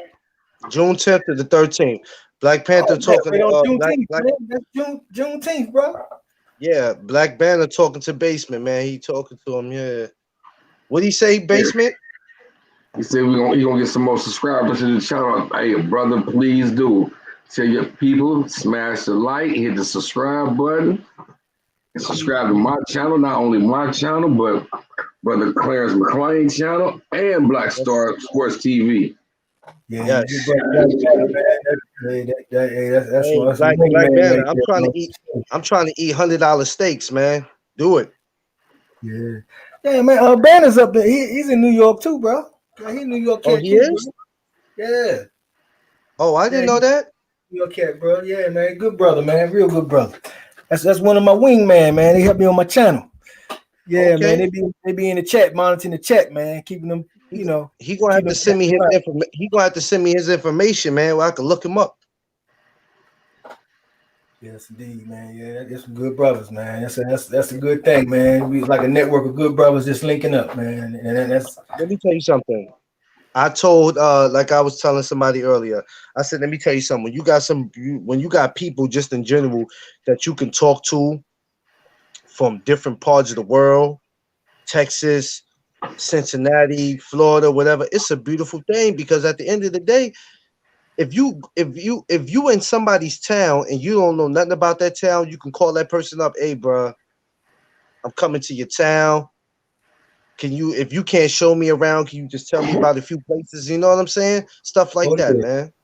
Yeah, man. Oh, even if you're out here traveling and you know you run into some issues, man, you got somebody to call. It's like you in the city, you don't know nobody. You know, that's a bad thing. You know, because I'm coming to Texas. Nobody. Yeah, I'm coming to Texas. Listen, I'm coming to Texas. I told wifey the first day I get there, I don't care about no swimming. I don't want to do nothing. All I want to do is go to a steakhouse. I want to eat. I want some Texas steak. Eating out is what we do out here in Houston. That's it. You got every restaurant you can think of is out here. I can't think of one I've ever seen that's not out here somewhere. That's like the pastime, you know. You know, I guess that's a double negative because a lot of these women, they're not cooking, you know, but you can go, going out and eating is like the big deal out here. Oh, we know because there's a TV show right now that's out about I think what they make a barbecue or something, but it's from Texas. They do it in Texas.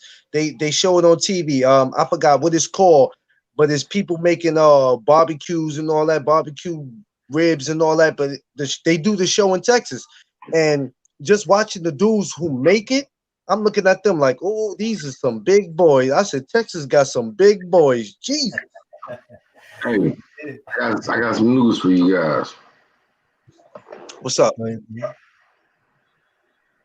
Hold on. Black man said when the East is in the house. Snow. Yeah. Shoveling snow. Yeah. Up there he go, underrated. He finally woke back up. Hey, but now listen to this.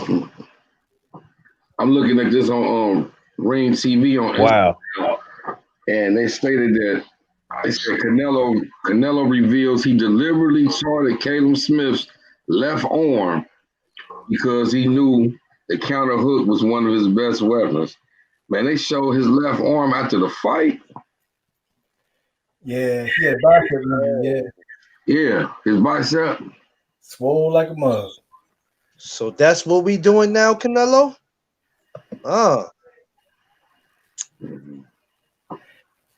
Yeah, buddy. It's like he was working out.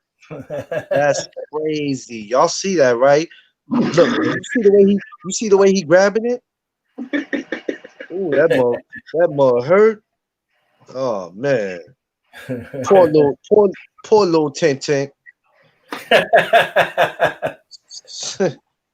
That's crazy. Canelo's a savage.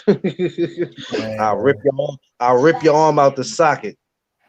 Yeah, man. He's a good fighter, man. But this greatness is what I have a problem with.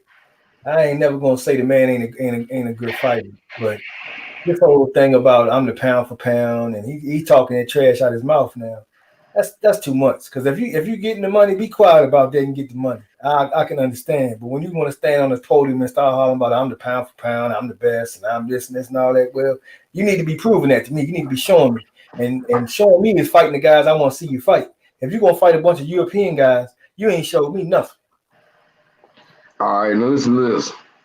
Michael Benson, we all know who he is, right? Yeah. He posts, Canelo was asked about a potential fight with Earl Spence, who was ringside last night, but indicated that he has no immediate plans for now. His goal is to unify all the super middleweight titles by beating Billy Joe Saunders and Cale Plant. Two more white boys. Two more white boys. I mean, hey, you know what? I think, Canelo and Cale Plant, that'll be a good fight. Who? Canelo and Cale Plant. Yeah. It'd be a good fight. We still don't know a lot about Caleb either. Caleb ain't stepped up. He ain't had no major fight to really judge him off of. We don't know how that chin look. We know the ability is there, but we just don't know if he's gonna be able to sustain it against a guy like Canelo. I'm sorry. I want to see Charlo. I want to see Charlo get in there, man. Yeah. See, once Jamel go up to 168, he gonna come out of that shit. he gonna come out of that again. He gonna be looking for Earl Spence then. Yeah. And then here's the problem: them Texas boys got him cornered because if he go to 160, Jamel gonna already be waiting.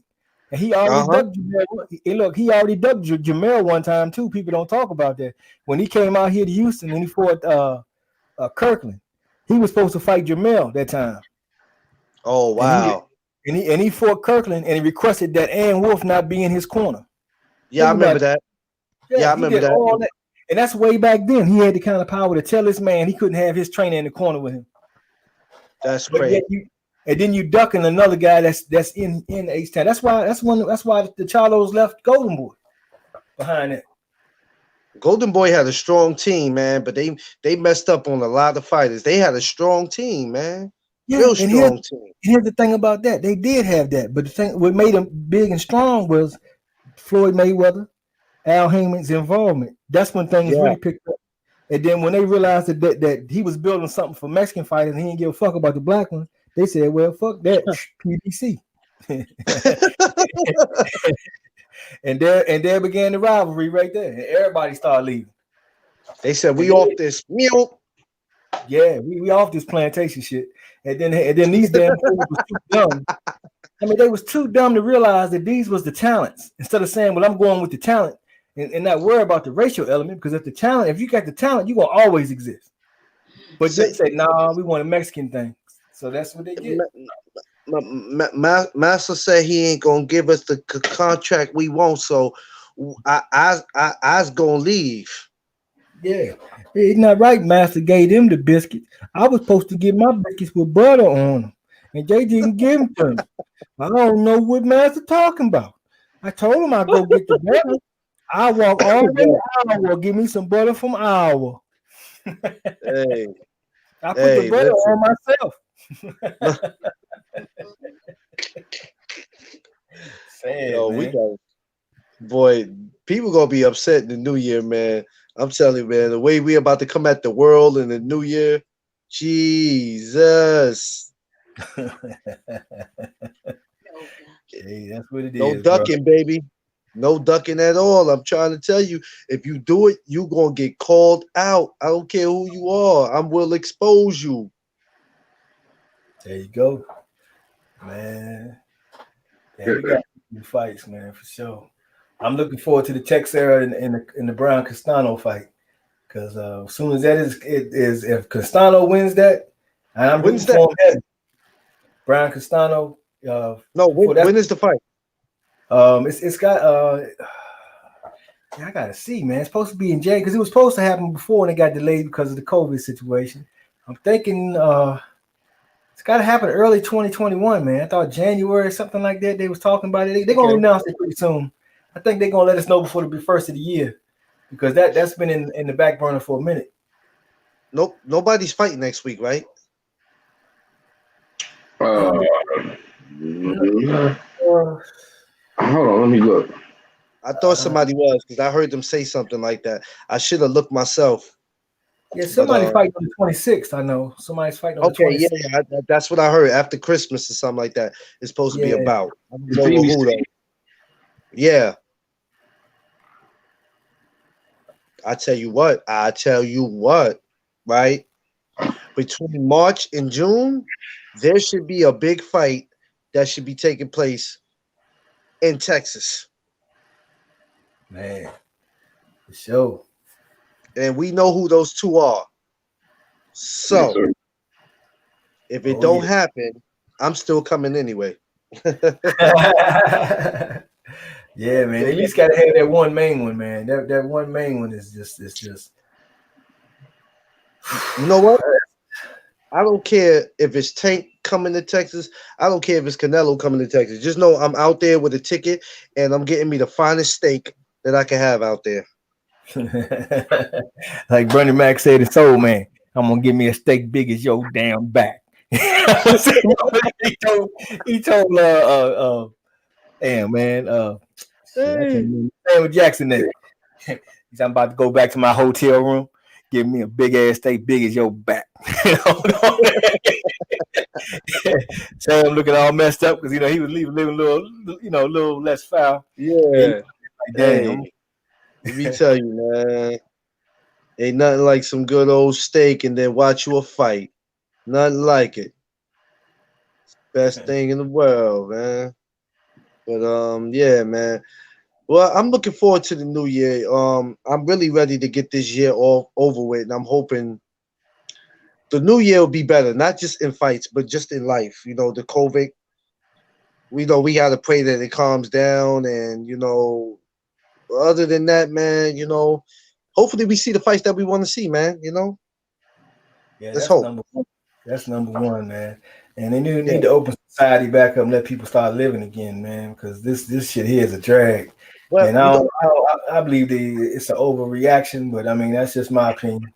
I know it's in certain places more than others, but yeah. Well, I said the same thing. Me and my wife, we talk about it all the time. But then we was like, it's hard for them to in New York. Like there's here, there's no venues, there's no Barclays Center open, there's no Madison Square Garden. Believe me, that drives me sick because whenever a fight comes up, if we're not home watching it, me and her, we're always talking about, hey, let's see if we can get a ticket and let's go. See, that's the blessed thing about being where I'm at because I get two places I can go to. If I don't want to go to the Barclays Center, I can go to Madison Square Garden. To see something like in Texas, you can go to Dallas Stadium. You know what I'm saying? It's so many different things. God, anyone see fight? Ooh, no, I don't think I've seen that one. I didn't see that one either. Was that the fight on the zone? Well, you know what? Let me not say I didn't see it. I might have saw it, but because I was videoing it, there was too much going on. Was that fight on the zone? I think I did see it. Yeah, I didn't see it. I might have because there was too much going on with me. So I didn't even know he was fighting, to be honest with you. I didn't even know that time, man. That slipped out on me there. Hell, man. He might have been fighting and I didn't even know. Yeah, man. Yeah, but like you said, Black Star, we got to get back to living because they making a big damn deal out of everything. And don't get me wrong, the cases are not going down, they going up. And I don't want to see it go up. But let's just be real, man. If we had to go through this the next 2-3 years of our lives are going to be miserable. Yeah, I debate whether it is actually going up for real because You know, we right here in Texas, and they talking about Texas is real bad, man. But we don't see that shit. I don't see no signs of it. My wife is a nurse. She work at the hospital. You know, they went Yeah. from being so strict around there to loosening all the way up to where they back on their regular, and they have like 1 or 2 patients in the whole damn unit. So how you go to that to the point where you listen to the news? Oh, we got to pull trailers in for the dead bodies, and we got it. Man, that shit ain't going on like that. That's a bunch of fear factors. Yeah, but it's definitely real because I know about 15, 20 people who had it. Yeah, see, I know it's different in areas, but one thing else I want to put out there too, ain't nobody heard nothing about the flu numbers, have you? The flu been non-existent now since COVID exists. You notice that? Yeah, but Did listen y'all to see this. that video? Did y'all Listen both to see this. that video I shared in my group with the No, girl who the nurse I who yeah, took the shot? yeah. She passed. I said, that's why I said, oh hell, oh hell no, you won't kill me. Listen to this. But I know a few people who was really hospitalized behind it too. Like, Yeah. and barely made, even though I mean they had prior illnesses, but then I know somebody else who got it, a couple other people, but one in particular, healthy motherfucker, work out everything every day, and he was telling me like how he was having shortness of breath, and I'm talking to him on the phone, and I'm like, damn, you all right? And we talking, and he had cough, and it was like some kind of dry cough. I'm like, damn. And then he covered, he paused for a second. And he get back and he was like, man, I'm like, damn, bro. He was like, I'm like, you all right? He was like, man, I'm cool. He was like, man, it's just this shit like take your breath sometimes. I'm like, damn. Yeah. It's like, man, but it's like it's definitely real because I'm in Cincinnati, man. I'm gonna tell you this, and I know plenty of people who done had it, bro. And like it can be like and then there's a lot of people who walking around who got it and not even going to get tested and nothing about it. You feel what I'm saying? Like, Yeah. I asked, like, okay, what another friend of mine, he just him, his wife, and 3 kids just tested positive for corona, right? And I asked him, like, man, what was the first symptoms? Everybody I asked him, what was the first symptoms? Now, a close family member of mine had it and was hospitalized for 56 days. But they had prior health problems. You feel me? Uh-huh. So with this particular person, he ain't got no health issues either, for real. And I asked him, I said, man, well, how did you know? How did you know you had it? What was up? He said, man, listen, me and my wife was sitting down having a cup of coffee. And my wife was like, you know what? I can't smell the damn coffee. Oh man. So I'm like, what? He was like, man, he said, man, I thought I was smelling the coffee. I'm like, I can smell it. At the time, he still had his smelling senses. So he said his wife started drinking the coffee, and she was like, she can't even taste it. Like she tastes that is some wet fluid, but she didn't taste the coffee. So he said he told her like, hold on, right then and there, like pack up. Hey, we going to go get tested. Them 2 when he got tested. When they got tested, came back, they was positive. They went, got the kids, picked them up, brought them back to the hospital. All the kids had it. Damn. I'm like, damn. And then one sad thing about it too, man. One of my partner, one of his youth, they autistic too. So I'm like, man, this shit is definitely real. It's definitely real. It might hit different people. I mean, different places harder than it is, but I don't know if I know quite a few people had it, and then everybody who I know who had it, they said like they lost their sense of smell and taste. Yeah, some people lose their sense of smell and taste and still just be just cool. Like, man, my it was just like I had hot flashes, you know what I'm saying?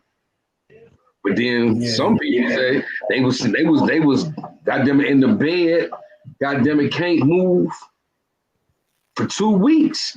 even up to 2.5 weeks. Man, So I mean, you know, it's different strokes for different folk, but the shit is definitely real. It's definitely real. It's around. It's just, I believe it's some airborne shit, and goddamn it, it probably won't never go away. Probably never go away. We all gonna been caught it.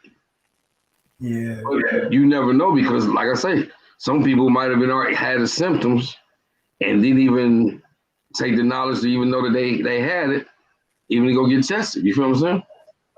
Exactly. Yeah. Yeah, that's the whole trick with the thing, man. But you know, hopefully this thing, because I did hear that in New Zealand, they're saying that they open it back up, and they saying that they pretty much beat it. I mean, Yeah, even over in China, they didn't beat it. say now, how in the hell is that possible when the shit originated from there? That's what blows my mind. Man, listen, bro. Listen here, man. I don't want to get too deep into all on the boxing channel, but Yeah. Mike 202 said, "Did any of you guys change your eating habits?" yeah, of course. No. I've been changed my eating habits. Yeah. I've been on the strict. Mike 202, I ain't gonna lie to you, man. I'm not changing nothing but my drawers. Hey, hold on. I ain't gonna lie. Clarence McClay, you ain't over there eating no pork, are you? I'm eating a whole piggy. I'm eating horse, cows, all that. Ooh, come on, bro. Oh, man. Yeah, Come on, brother. yeah. Hey, listen, that's one thing. You know what? For 2021, we're gonna come up with a eating right channel. Cause brother, first of all, we got to get you together. That swine ain't gonna get it, bro. I would eat my hat right now, but I need it. Hey, you can eat your hat. That ain't swine. That pig? No, bro. Yeah, my basement said I can't have no more swine. So in the new year, you know what though, basement, being that I'm in the gym too, it's funny you said that because I just talked to my doctor about that 2 months ago. I'm trying to change that anyway, so it's funny that you mentioned that. Oh yeah, salute to Sir King in the building. Salute to my man Mike 202. Salute to my man Kareem Keys in the building. Salute to everybody that's in the chat, man. I ain't want to make sure I forget. We just over here talking shit, swallowing spit. You feel me? You're supposed to have Jose Vargass in the building. He stepped in the building for a hot 30 seconds, y'all. Hot 30 I'm about to go get somebody. I'm about to go get somebody outside who look like Jose to do this interview. My friend, talk to me. Hey, your man Bruce talking about what about those barbecue ribs? Oh, I ain't get. Hey, I will not get rid of those. Leave that shit alone, man. I just told you I was coming to Texas to get some steak. I ain't leaving them steaks alone. I'm gonna tell you like that. I'm coming to Texas to get those steak. Believe that. Man, good brother Mike 202 in the building, man. Mike 202. Hey, Mike 202, like salute, brother. Mike 202. Hey, Mike, why I hit you up on your DM, man? You never hit me back, man.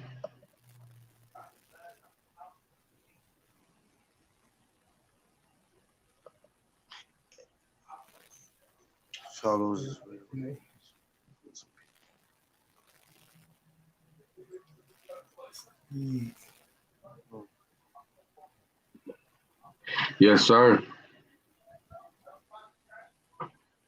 Yeah, I agree with that.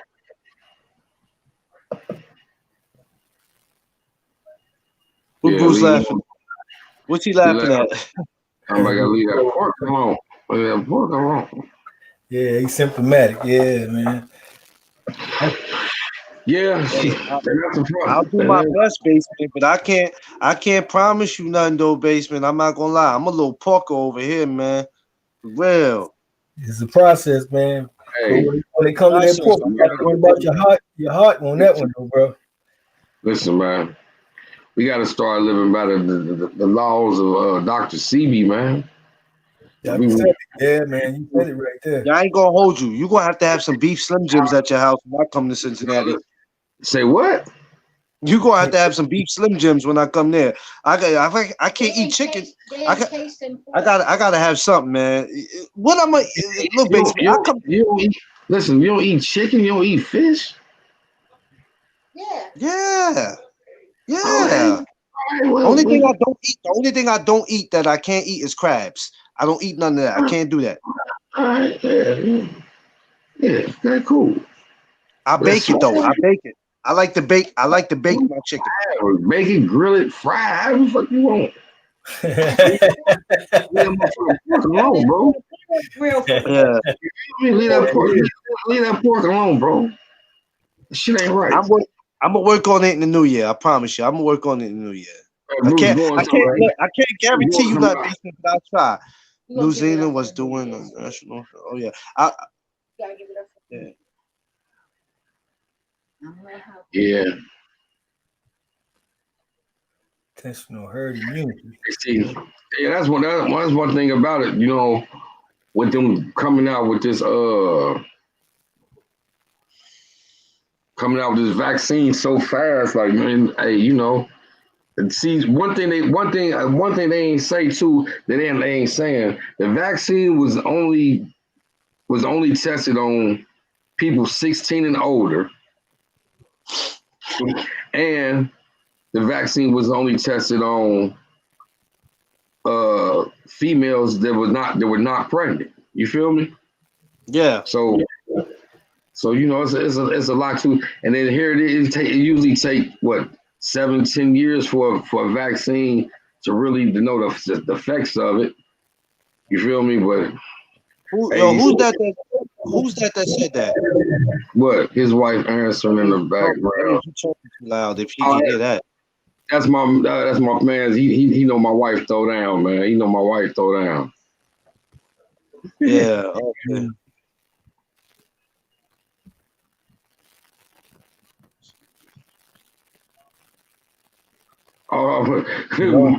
Mike 202, this for you, underrated.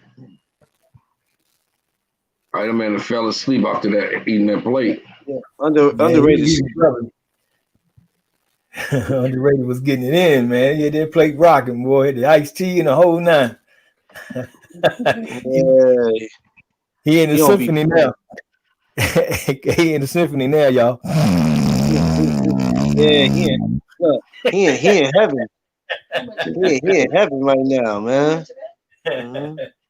He hanging out with Leo Santa Cruz. Oh, Sir Ken, you from the Michigan area? I ain't know that.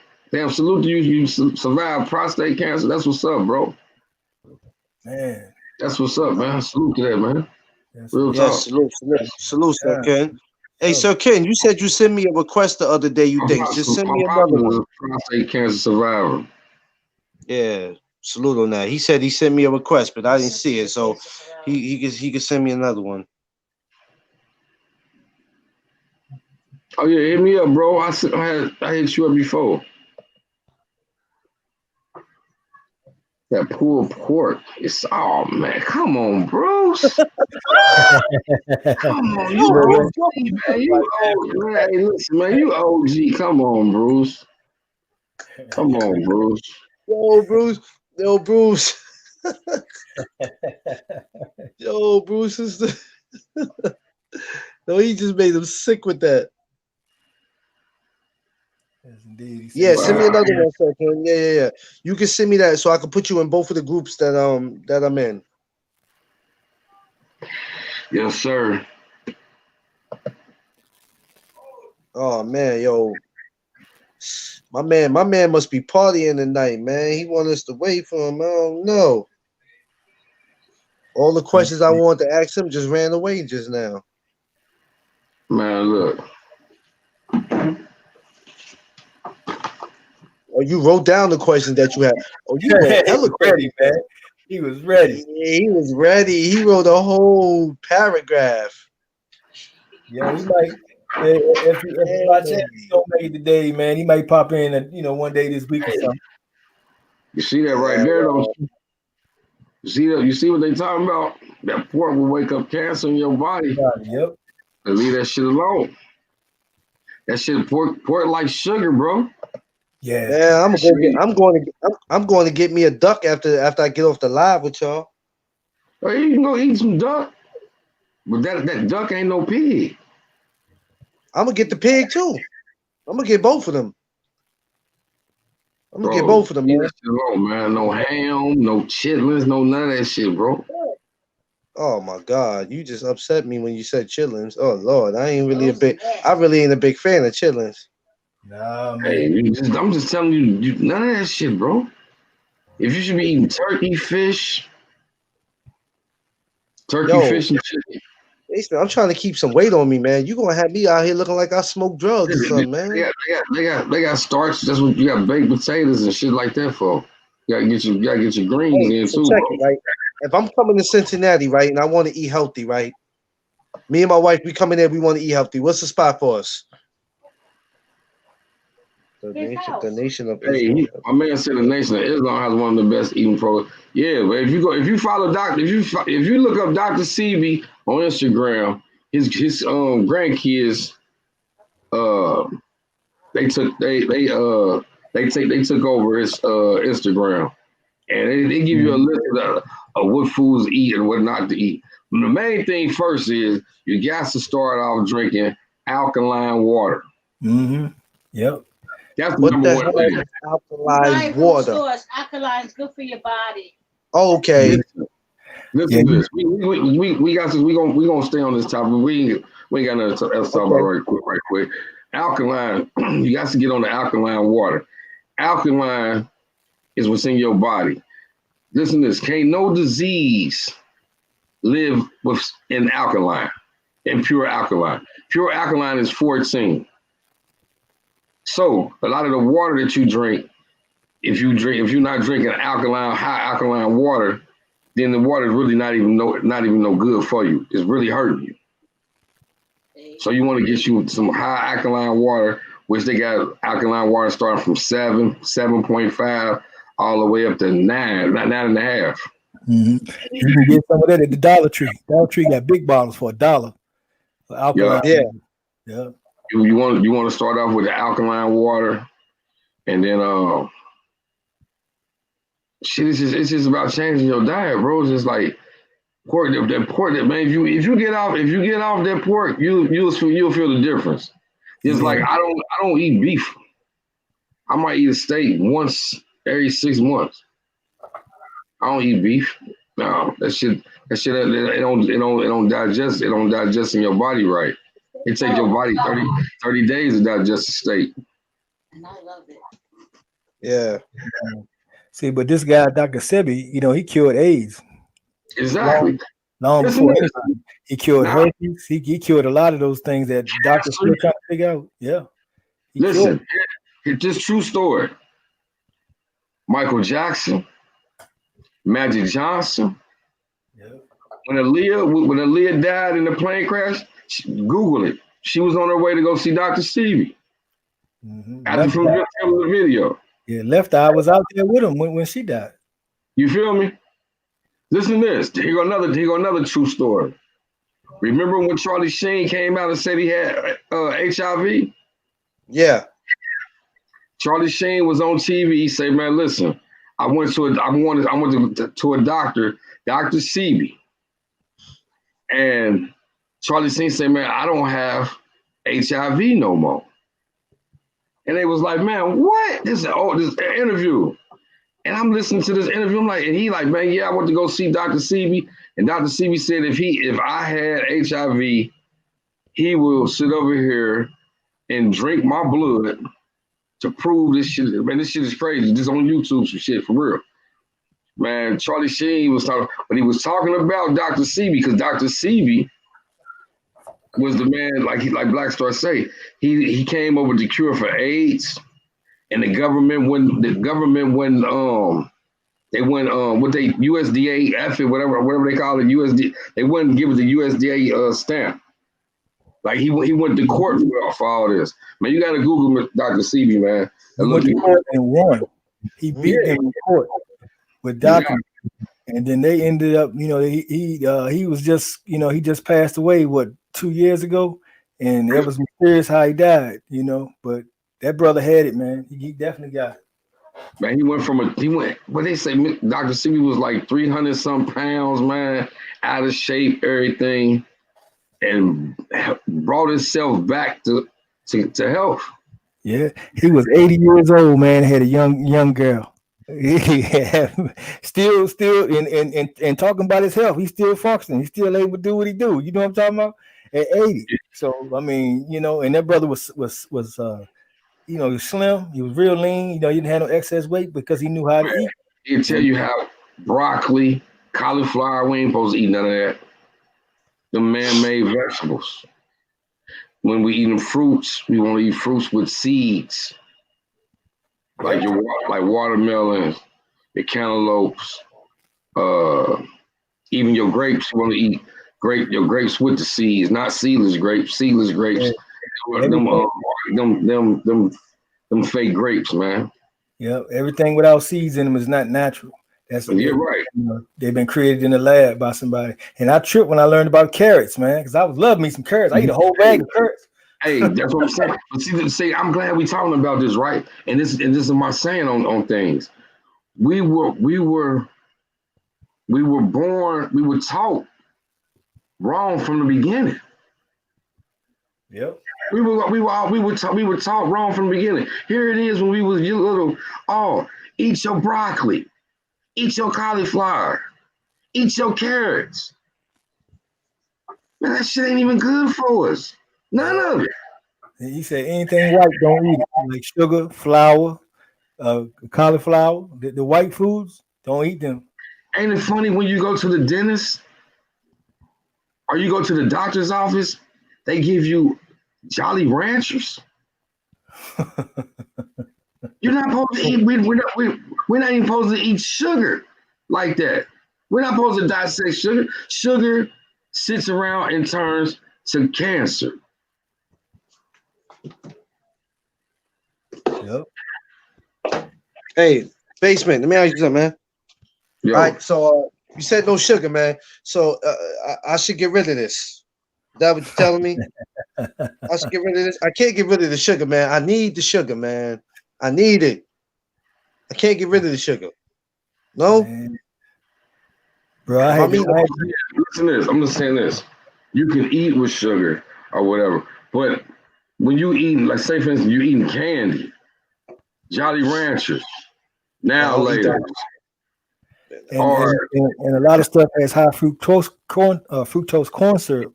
Yeah, high fructose corn syrup. Stay away from that. Can I eat pancakes? Can I eat pancakes? Is that okay? Yeah, but then what's wrong with brown sugar? Ain't nothing wrong, bro. That's what I'm saying. You got to leave that white sugar alone. You got brown sugar. You got straight cane sugar. So you want me to leave the white sugar alone to mess with the brown sugar? I feel like you're being racist, Basement. I'm not being racist. Man, listen. I'm messing with you. Yeah, hey, just gotta be racist to live. Say you gotta be racist to live, bro. That's messed up. Yeah, brown sugar. You know what? I think I never. Nah, there was never a time I really tried that, Basement. I'm gonna try that and see what to do. Like, you know what, Basement? I'll tell you what. I'm gonna be calling you, and you can guide me. You can guide me through this. I can make a change. I can help you out, brother. I ain't at the best, but hey, I'm working on myself. You feel me? How long did it take you before certain stuff that you stopped messing with? How long did it take you? Man, I ain't ate pork since '94.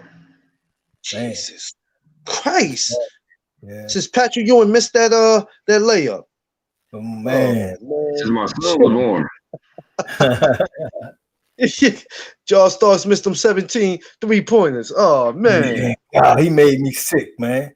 Sick, bro. My brother Winston Wolf. Good brother man. Yes, the milk. Yes. He said you milk, dairy products, cheese, none of that, man. Well, I haven't had no milk. I haven't had no milk in a while. So yeah, milk. I drink laxate. Drink laxate. I'm not even into milk like I used to be. One time I had a passion for milk. I don't really deal with milk like that. So milk is something I really don't have to worry about. Now my bad habit is cheese. Yeah. Oh, I gotta have my cheese. If I have me a nice burger, I gotta have some cheese on that burger, or it's not a burger to me. But they got other cheese that we supposed to eat. But that's one of my problems. Cheese. Right there with you, bro. Right there with you. Yeah, like even when I eat a baked potato, I can eat it regular, but boy, it tastes better with some cheese, though.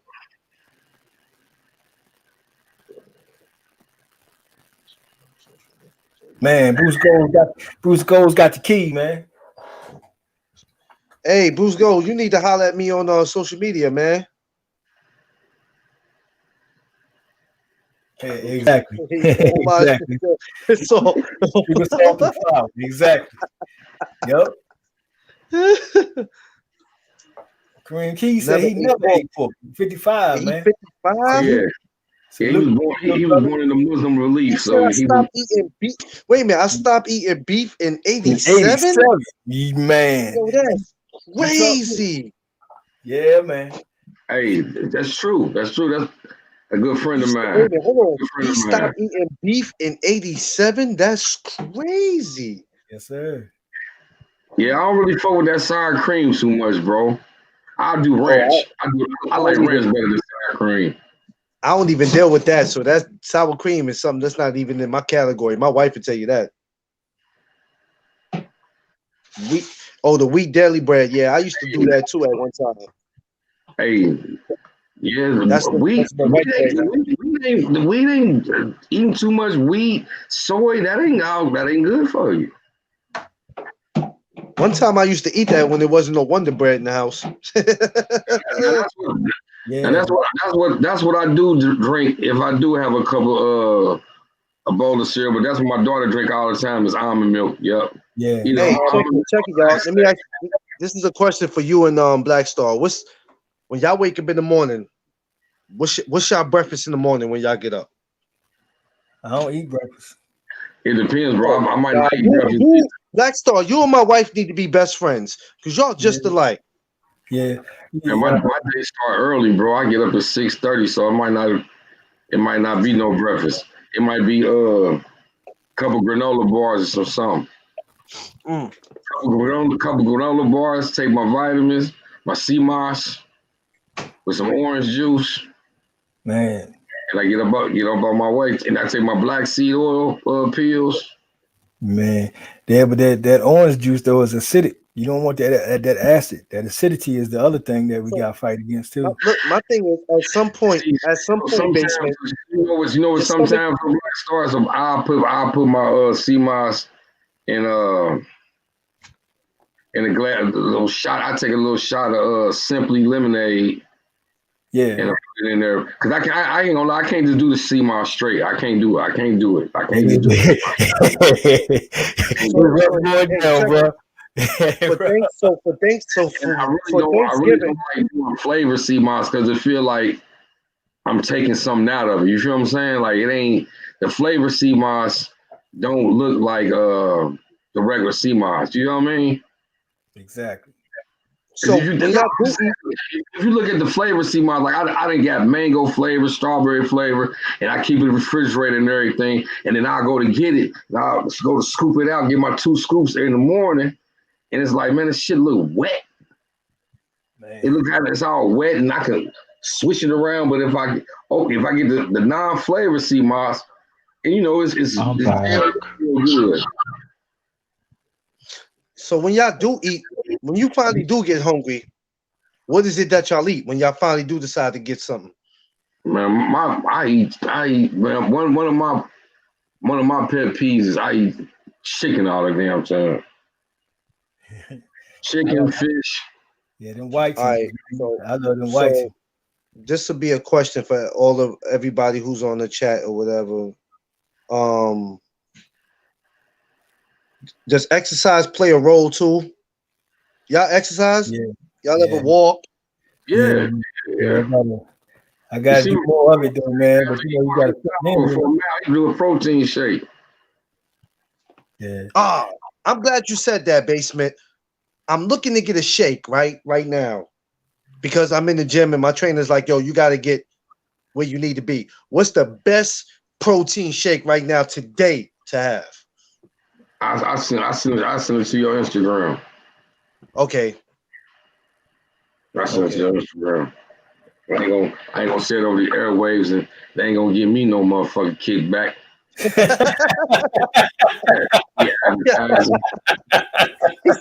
He said, you will not set me up on while we on air. That's crazy. 12 bites and a cup of oatmeal. Oh my God. Bruce goes, yo, I don't know how you do it, bro. I don't know how you do it. Hey, the white's better than the motherfucking yolk, though, bro. Yeah. I don't know how he do it, bro. I don't know how y'all do it. Y'all some healthy brothers. Yeah. No, transition, bro. Take time. Listen to this. Listen to this. You should really be on. You in the Bronx, man. They own that shit heavy. You ever heard of red pill, blue pill? And if you go to the West Coast, you go to Cali, man. You'll see like man, everybody eating out of Whole Foods. Everybody. Oh yeah, we got a Whole Food here. It's just how it's set up. I don't be want to go in because it's like if you see how it's set up, you like nah. That's man. Listen. Hey, also try Aldi, the Aldi stores too, if you got them out there. Hey, one of the things I noticed when I went out there, one of the times I went out there is like when you like say 50, if you go to a restaurant here in Cincinnati, 9 out of 10 they gonna serve you some pop. What do you want? Coke, Sprite, Pepsi, whatever. When you go out to California and go to a restaurant, one time me, my wife, my daughter was out there for a vacation. I looked around, bro. We the only people in the restaurant drinking something other than water. Everybody in the fucking restaurant was drinking water. Wow. When you go out to LA, bro, it's like they really a lot of everybody out there, they really on they health tip out there. They really on their health tip out there. I feel so out of place. My God. Bruce going to 6 small meals, never hungry, never full. True that. You just keeping your metabolism burning. Well, Bruce goes, you got to help me out. All the brothers in the chat and the panel, y'all got to help me out, man. Man, maybe we should pick a day, man, to just have a eat healthy little summit. Maybe we should do something like that. That'd be pretty cool. Yeah, because I really, my doctor told me, right? Honestly, this came from my doctor. This is New York. Bars up there, bro. Yeah, a lot of juice bars. You get all the juice bars over New York. Yeah, they are. And I'm not gonna lie. Where I live at now, I live around the corner from Apollo. We got about 4 or 5 juice bars out here. I walk past them like they don't even exist. Yeah, you in Harlem, bro. Yeah, you ain't never seen that letter out there. Styles P. He got one right there. Styles P got a juice. Yeah, they got juice bars. They got a lot going on in Harlem. It's just that I don't even pay attention to none of that. But yeah, they got a lot out here. But I'm gonna get myself together because I am in the gym. I am training. I am doing stuff, so I have to. And besides, I'm actually trying to compete, which means I'm trying to fight by June of next year. So I'm trying my best to try to get myself together.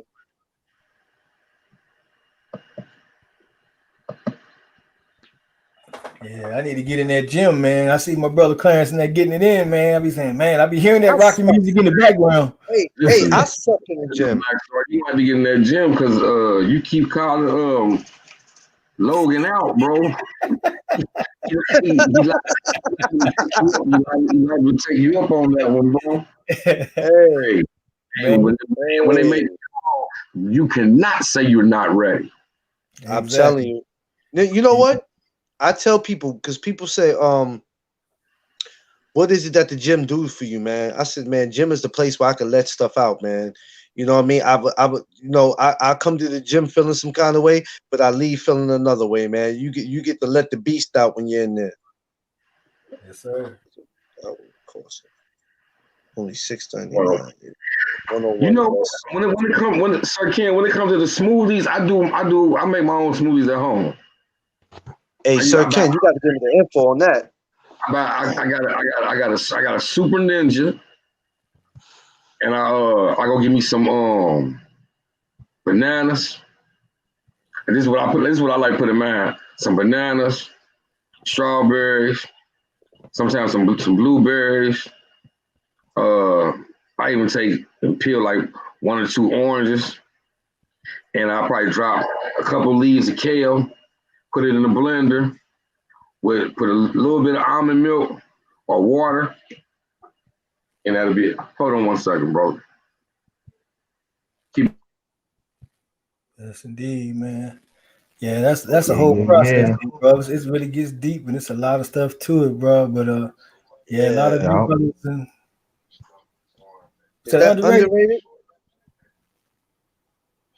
Underrated he don't woke up? No, okay, I'm here. I'm here. Okay.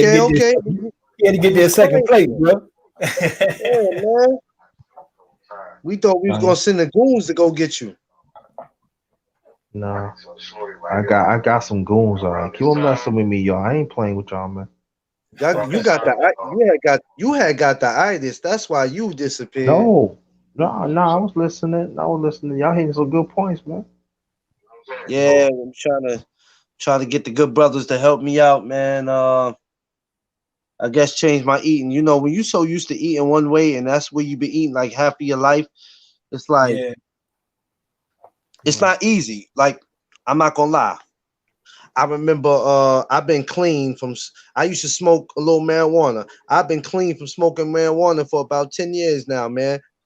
I've been done with smoking cigarettes for about a year now, man. You know, that wasn't easy. That wasn't easy, man. I didn't just wake up and say, "Hey, I'm gonna stop this." That took time. Exactly. And that was a huge thing, man, because a lot of people can't put them things down, bro. You be the Let me tell you something, right? Bad mama jamma. I don't want to. I ain't gonna say what I'm gonna just say like this. You got people who make it seem like they build these programs for you to go into because you have a habit that you can't control. Now, some people need that, right? Because they can't control what they got going on. I said to myself, I would never want to be in that predicament. I would try to fight it and try to quit on my own. Some people are weak. Some people are just stronger than others. But when it was time for me to stop, man, I said, man, this is enough, man. When I started seeing people smoking run down the street in their drawers, I knew it was time for me to stop smoking. Facts, man. When they started looking like Smokey on Friday in their drawers, I said, oh, it's over. Man, I tell you, bro, that's crazy. I stopped. I wanted to get healthy. I wanted to get in the gym. Boxing was something I loved. And I said, you can't want to do both and be in the gym. It's not going to work. And you exercise your discipline, bro. And that was it. That was great, man. I'm glad that you made that choice and did what you did, bro. Like Star, a lot of people looked at me, right? That still smoke cigarettes. A lot of my friends go, how the hell? We've been doing this since we were 15. How did you just wake up one day and decided that you wasn't going to smoke cigarettes no more? I said, let me tell you something. I was already killing my body. I had been doing this since I was 15. So it was time to let it go. No? Yeah. Yeah, you know. So, you know, I'm glad I let it go, man. I wasn't doing nothing but beating my body down. Exactly. I was beating my body down. Physically and mentally, I was beating my body down because I didn't realize I couldn't catch my breath when I would walk somewhere. I remember one time I had to stop. I was going up some stairs, man. I couldn't even catch my breath, man. Man, yeah, that's no good, bro. That's no good. But I'm glad you made that adjustment, man, and got it right, man. So now that's the first step in the process, and you beat a hellified opponent in that one. So let me tell you something. You know what change does for you? You know what change does for you, and not just your eating, if you have a drug habit, changes come with everything. It comes with food. It comes with who you hang out with, what you do, sometimes what you watch on TV. Changes come with everything, man. Exactly. Okay, Sir Ken, I got you. Sir Ken, don't forget to send me that request, brother. Yeah, so no. Before I was talking to you guys on the chat, I was talking to a bunch of idiots. Man. I met some good brothers. Yeah. Indeed, bro. Good vanilla protein powder and mixes and stuff. Basement makes just smoothies. Yeah. I'm coming to get Basement one of his smoothies. I'm coming to Cincinnati to get one of your smoothies. Yeah. I've been smoking weed for 51 years.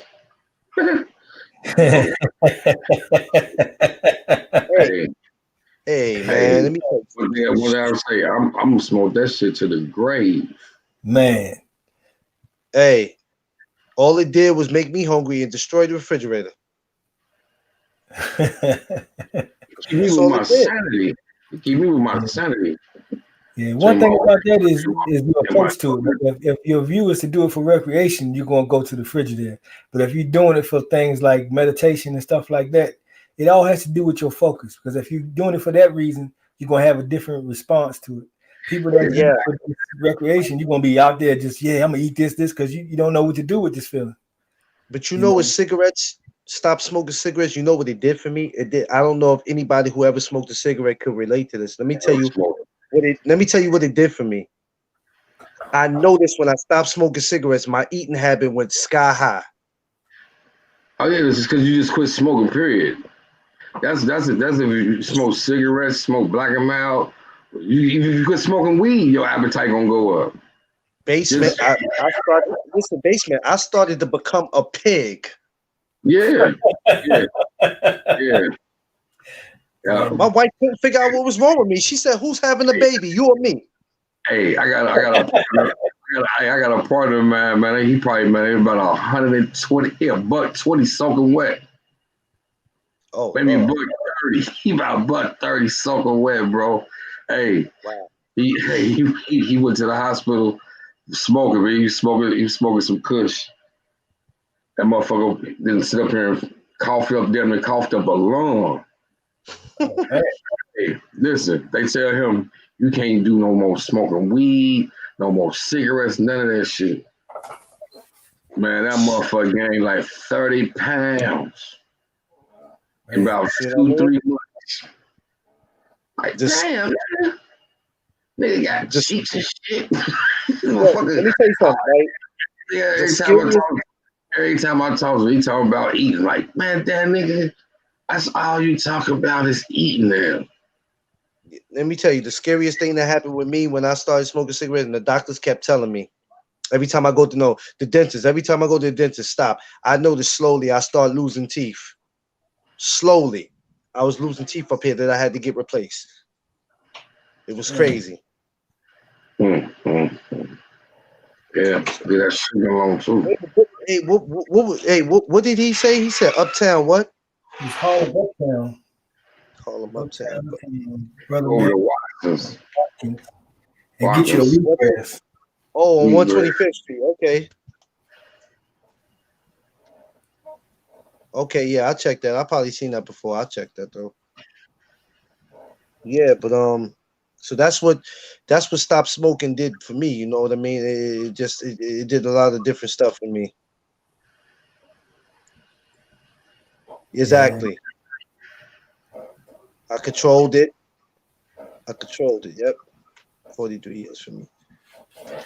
Yeah, man, I gotta get one of them cars there, Sir Ken. I gotta wait a minute. Yo, like, not to be funny, right? I don't want to be disrespectful to none of y'all, but how old are y'all when y'all talk about y'all got 43 years and 55 years and not doing it? What the? Y'all ain't smoking since 87, 88. What the hell going on here? These big OGs around here, brother. OGs, man. Basement, you got some OGs in this group. Hey, that's all I ever hung around was OGs. Oh man. Hey, we do got some OGs in here because Brother Kareem, he say he 55. That's a fact. And then Sir Ken. He Sir said Ken just 43 said years. he's 65. Bruce Gordon said he's 65. Okay. Oh man, we got triple OGs in here, man. Hold on. I'm gonna say like the lady say. Y'all got a bunch of sugar daddies up in here.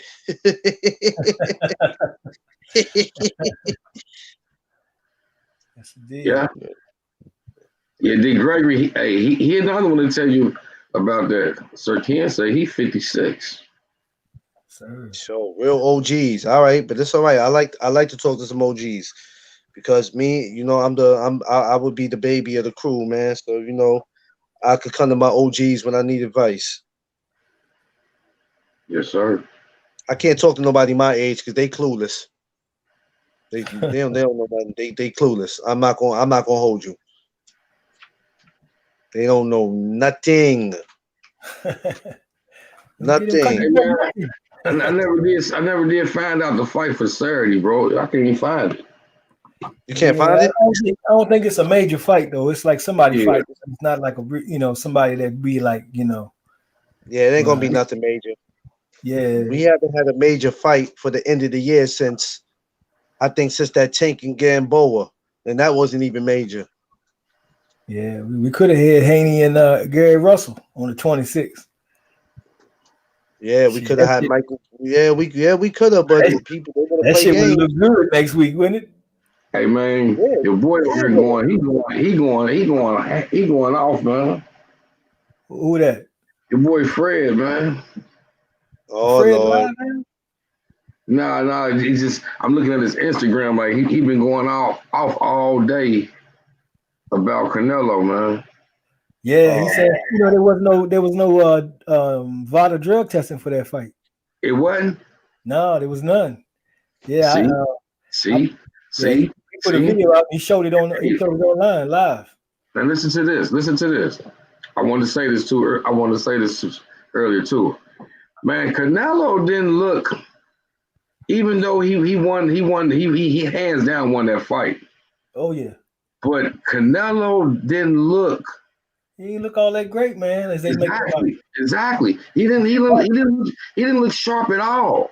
Because I'm thinking like, man, he could have got Cale Smith up out of there, but Cale Smith survived. Yeah, it never went down. And there's a couple of times I'm like, damn, when Cale Smith went to the ropes and was leaning back on the rope, I'm like, man, that's what you don't want to do. Now think about this, good brother. Now go back and look at the Kovalev fight and tell me why Kovalev looked like he lost his damn life. Skinny ass Callum Smith last the whole fucking fight. And he was getting tagged constantly. Kovalev did that for a check, bro. I mean, Kovalev got hit one time and he acted like he died in the ring. Hey, your man, he tried to kill your man Coleslaw. Yeah. I give up on him. He coleslaw. That's what I call him, man. Yeah, that's why I tell people, man, Canelo is a manufactured champion. He's manufactured. That ain't real. That's not live. That's Memorex. I tell you what, Triple G out here talking about he want a rematch. Canelo looked better last night than what you looked in your fight, man. He'll do some damage to him. Triple G tripping. The sad thing is, Triple G might be the biggest comp they're gonna put him in there against, though. That's the sad thing. Hey, they're gonna line him up something. You know what? We're probably wrong. We might need to support that fight, bro, because that might be the only guy that's gonna actually have a shot. Because they ain't gonna put him in there with nobody else. You know what? As sad as it might be, we might have to see a trilogy. Yeah, I think he probably retired before Jamel finally get him in the crosshairs and he had to fight him. I think he'll say, "Well, I have nothing else to prove, and I'm going to retire now." Let me tell you something. He gonna find a way out. I'm a promoter.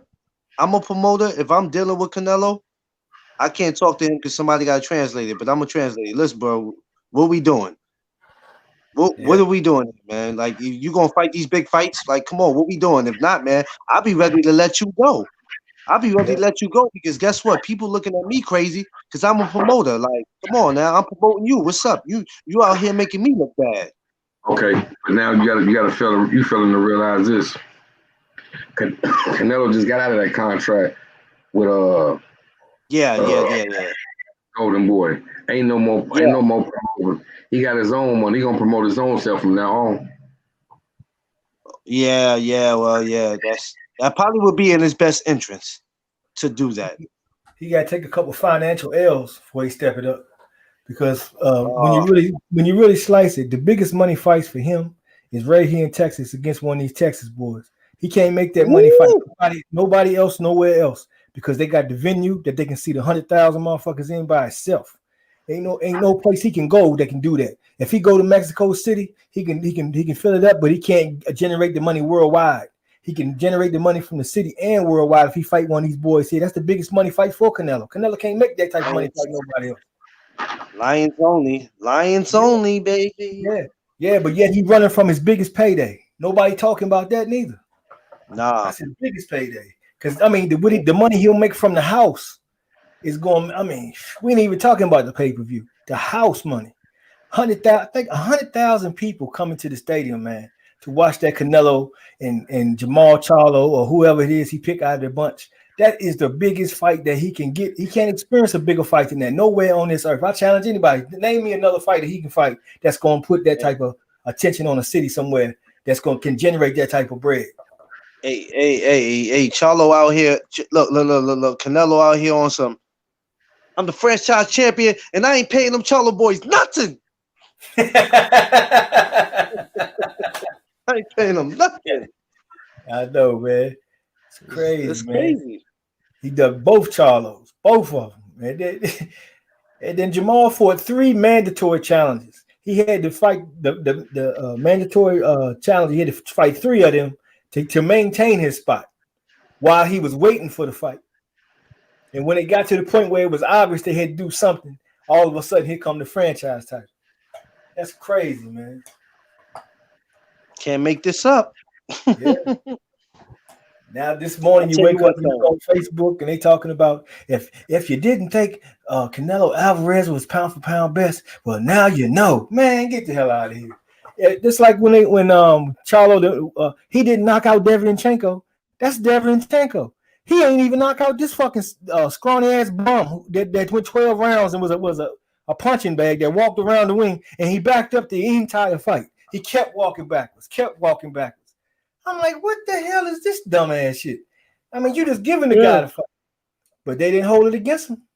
Look how great he looked. He's walking him down. They made they made a big deal out of what? I know. I'm like, what is you like? Y'all commentating is so horrible. Yeah, it is, man. But that biggest cherry pick that he's trying to set up with Earl Spence, I'm telling you, I'm thinking that's going to be the one that's going to bite his ass. He's going to get in there with him and he's going to think, I got the size and I'm this, that, and the third. And Earl going to swell up and he going to increase, his power going to increase as he swell. And he going to get in that damn ring. He got more skills than Canelo got. He do got that. Canelo got skills, but he ain't got as much tools in the box as Earl do. And that shit going to come out. If he goes in there looking at Earl like he did against Amir Khan, he's tripping. He's done. He's tripping. Yeah. Two different scenarios, man. Khan was already his chin was already tested. Yeah. And the thing about it was, man, that one punch. If he don't land that one punch, he may not win that fight because he wasn't up on the cards. Khan was beating him. Remember, Spence is a big boy, man. Let's be real, Canelo. You fought not big boys. You just fought tall guys. Let's be real. You haven't dealt with nobody like Spence. The last person you probably dealt with somebody like him was probably Floyd, man, who had a little more. His style was just a little more different from Spence. But let's just be real. Everybody else you fought were damn near past their time. No disrespect. They were past their time, man. So you get in there with a Spence, man, it's not gonna go the way you think it's gonna go. Yep. That'd be good though. That'd be good for the state of Texas though. That fight would sell out in Dallas Stadium.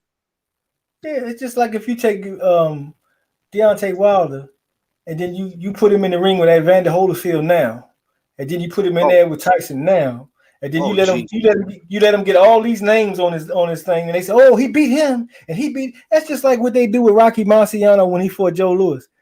Joe Louis was 40 years old when he fought that damn guy, but you know what he didn't do? He didn't get his ass in the ring with Sonny Liston, and Sonny Liston was right there for him to go with, but he didn't get in there with him. He said Rocky Marciano was 65 years old. See, they don't talk about that, man. And they've been protecting that record for a long time, man. Every time a fighter get close to it, something mysterious start to happen to him. All of a sudden now he got to get an O before he get to it. That O come real quick. You know, because Larry Holmes had that shit, man. Larry Holmes had beat that, man. I don't care fuck what nobody say. Michael Spinks did not beat Larry Holmes. They won them fights. I tell you what, like you said, he got to realize he got 3 boys from Texas he got to deal with. You're going to deal with one of them. Yeah, he going to have to do something, man. And it's like he partnered up with the UK, man. He keep fighting UK fighters, you know, and them guys keep proving themselves that they subpar, one by one. Like I said. And you know what? The other thing people don't think about is why is they using him for that? If you look at Canelo looks like an Irish guy. I don't know, man. They should do this where these fighters don't want to do stuff. When these fighters don't want to do stuff, they should take these belts from them. Take stuff from them. Take it from them.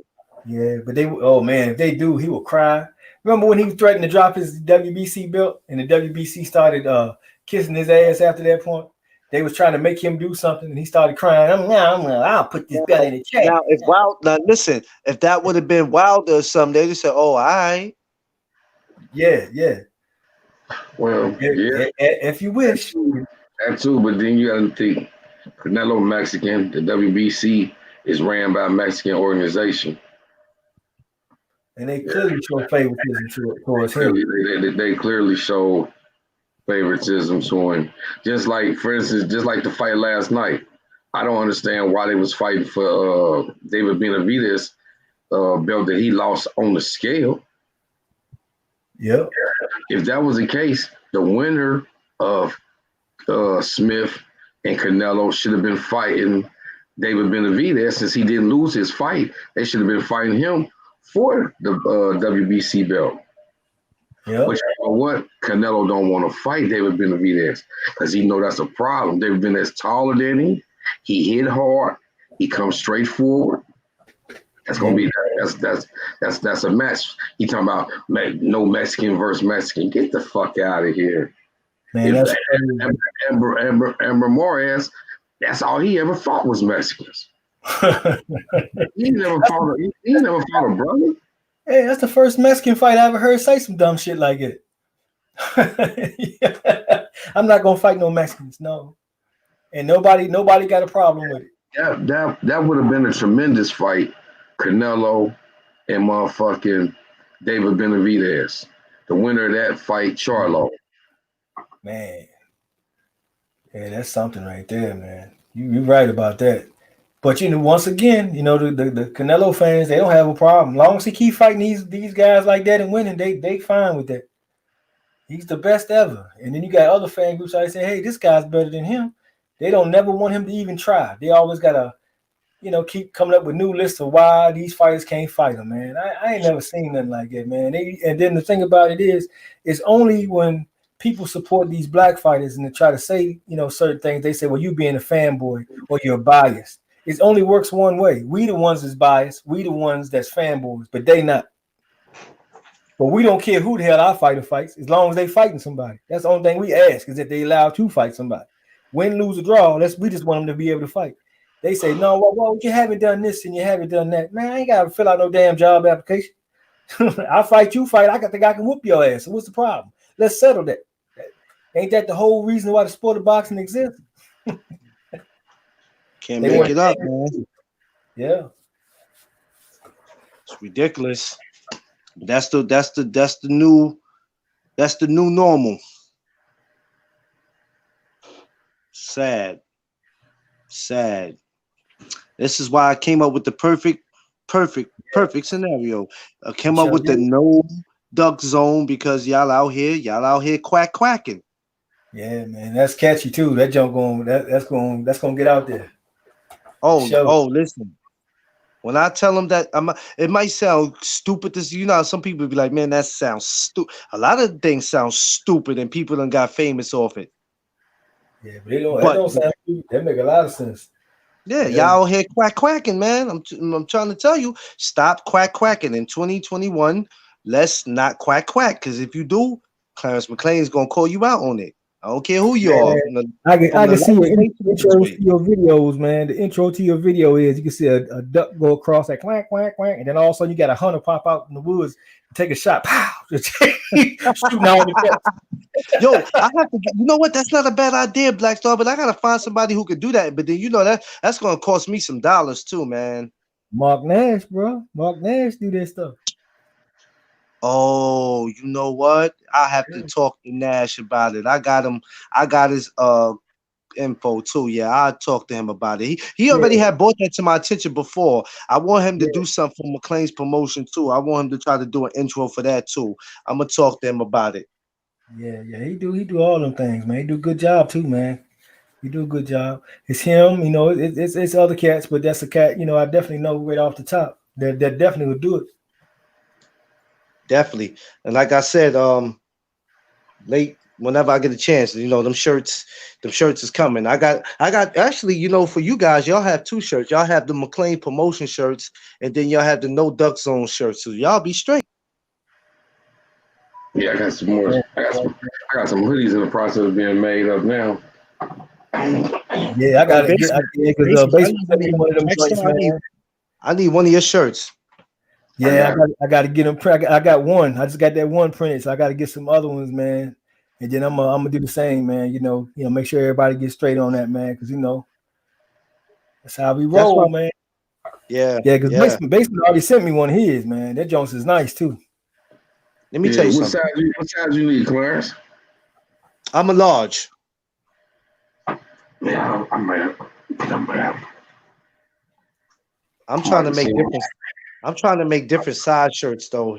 I'm gonna make different sizes so everybody, everybody's not the same size. So I'm gonna try my best to get different size shirts for everybody.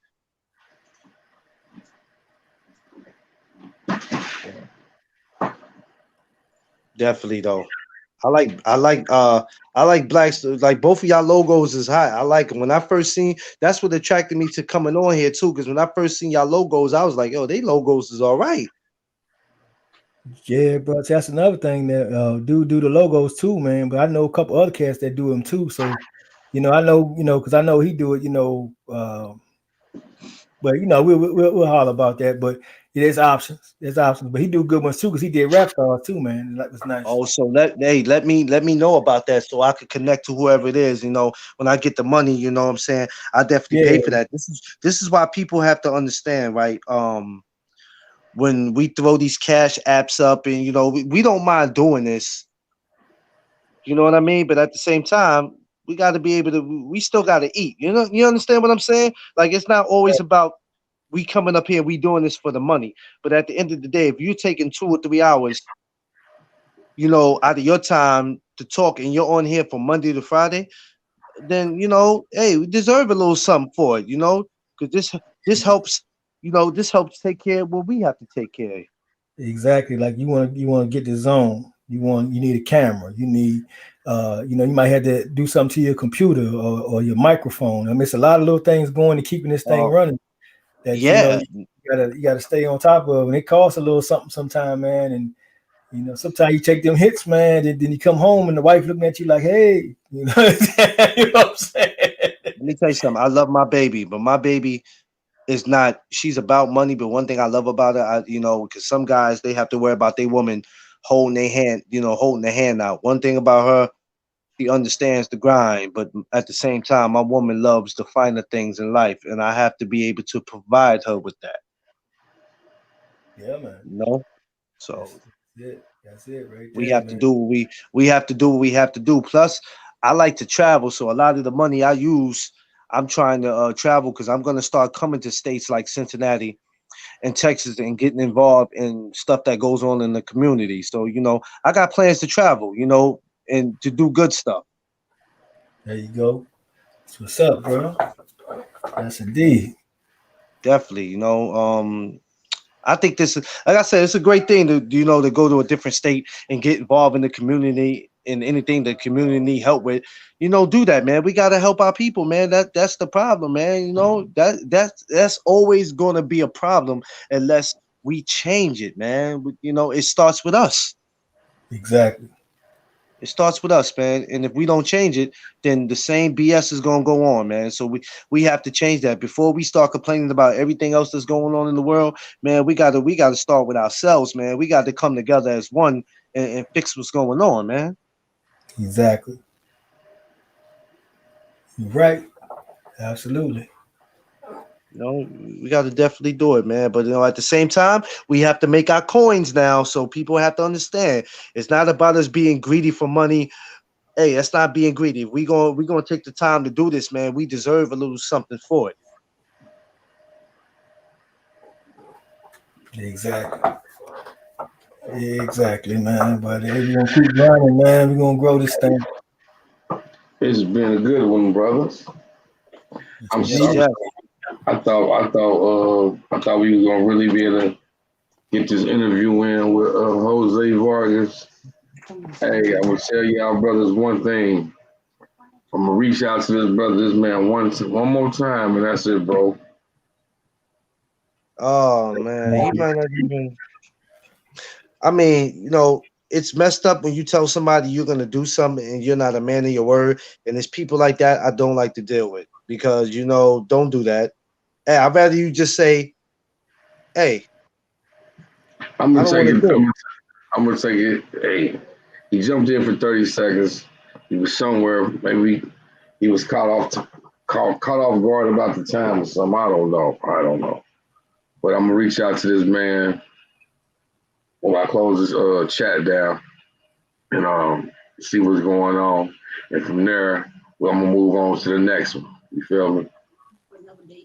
Move on to the next one. I apologize to everybody who came into the panel expecting the interview with Jose Vargass. He got stopped in for 30 seconds. He was somewhere, I don't know where he was at. He was somewhere. He said he couldn't hear us. We seen him. We definitely heard him. And hopefully he come back tomorrow and, we get to get this interview out the way. It's one I was looking forward to. And let people know that, sometime I might come on here and I might not be on my A game. But I was definitely on my A game today. Yeah, man. It was there. I wasn't okay. Yeah, wasn't at all. So I like to thank my brother Black Star Sports for coming out. As always, my brother. Salute to you. Man, anybody support my brother's channel, go to his channel and just hit the subscribe button. Listen to him, man. Hey, this is my brother, man. This is my brother. And then my other brother, Clarence McClain, go to him. He coming out with the No Duck Zone on YouTube. Can't wait to get that started, man. No Duck Zone. January 9th, No Duck Zone. Check it out. That sounds like a Friday night. That sounds like a Friday night. Nah, that's actually a Saturday because that's my birthday. Where you had to open it up with a christening with a brand new show, man. But you should make the channel now so it be up now and people can sub to it before you start, and you hit the ground running, bro. All right, so we if you got time, if not today, then tomorrow, either you or Basement can go through the steps with me because I don't know nothing about none of that. That work. That's cool. That ain't too much. Yes, sir. Underrated when I get sick, he might have got full off that plate he ate earlier. He just fell asleep. He done got seconds, man. Now he must got some company on the low, man, because this is the quietest he ever been. Yeah. Hey, salute to Bruce Goals. Hey, salute to my brother, man. He always coming in the building, man. Salute to Sir Ken. I always come to the building, man. My man Winston Wolf, he was in the building. Black Banner, my man, he was in the building. Let's see. Kareem Keys, he was in the building. Salute to him, my brother. Salute to Gary Walker, he was in the building. Salute to Mike 202, he was in the building. Yes, sir. Salute to God Body Sports and News. That brother was in the building too also.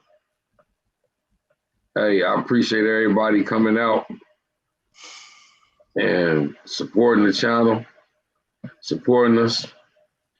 I thought we was gonna have a good one today. I apologize, but if you want, you go through this video, rewind it. You see he did pop in. I did show people on the video. That was the text messages that we did have back and forth. So I don't want people thinking I'm just a bullshit ass YouTuber. Just sitting up there lying. I'm not doing that. I don't got to do all that. I ain't got to lie.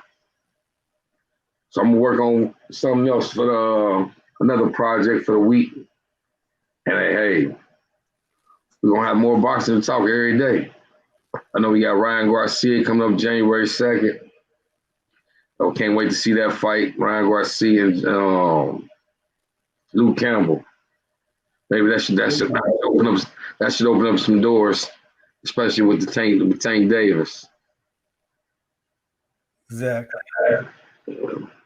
Yeah. Yes, sir. Yeah, it's been real.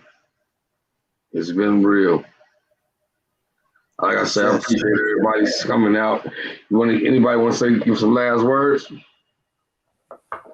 Yes, indeed, man. I want to thank you, good brother, for letting us on here, man, and chopping it up with us, like we do, man. Definitely appreciate it, man. Everybody support my brother, Basement Boxing Talk, man. Doing big things, man. Always on that grind.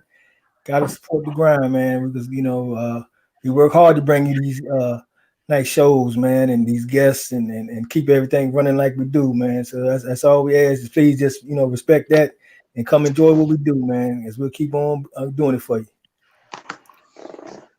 Yes, That Clarence and underrated as well, man. I know he getting at his second plate right now, but support the brothers on the panel here. He going right now.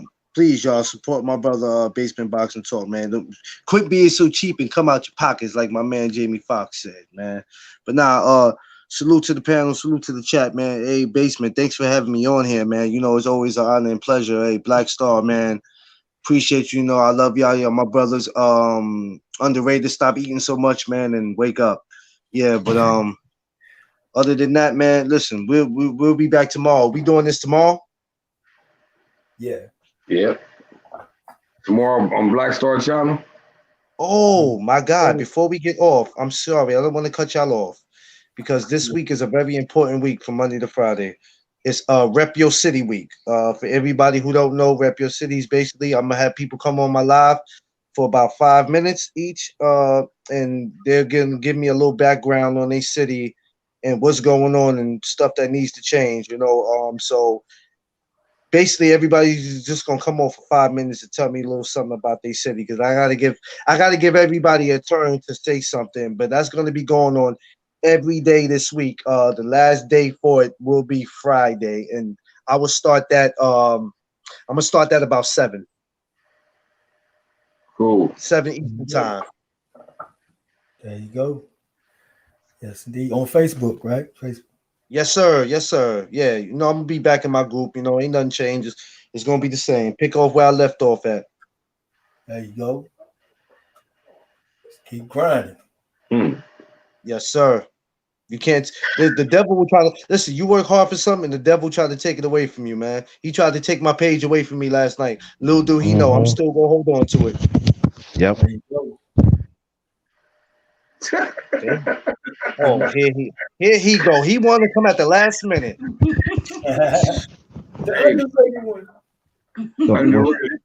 Yeah, what's up? Hey.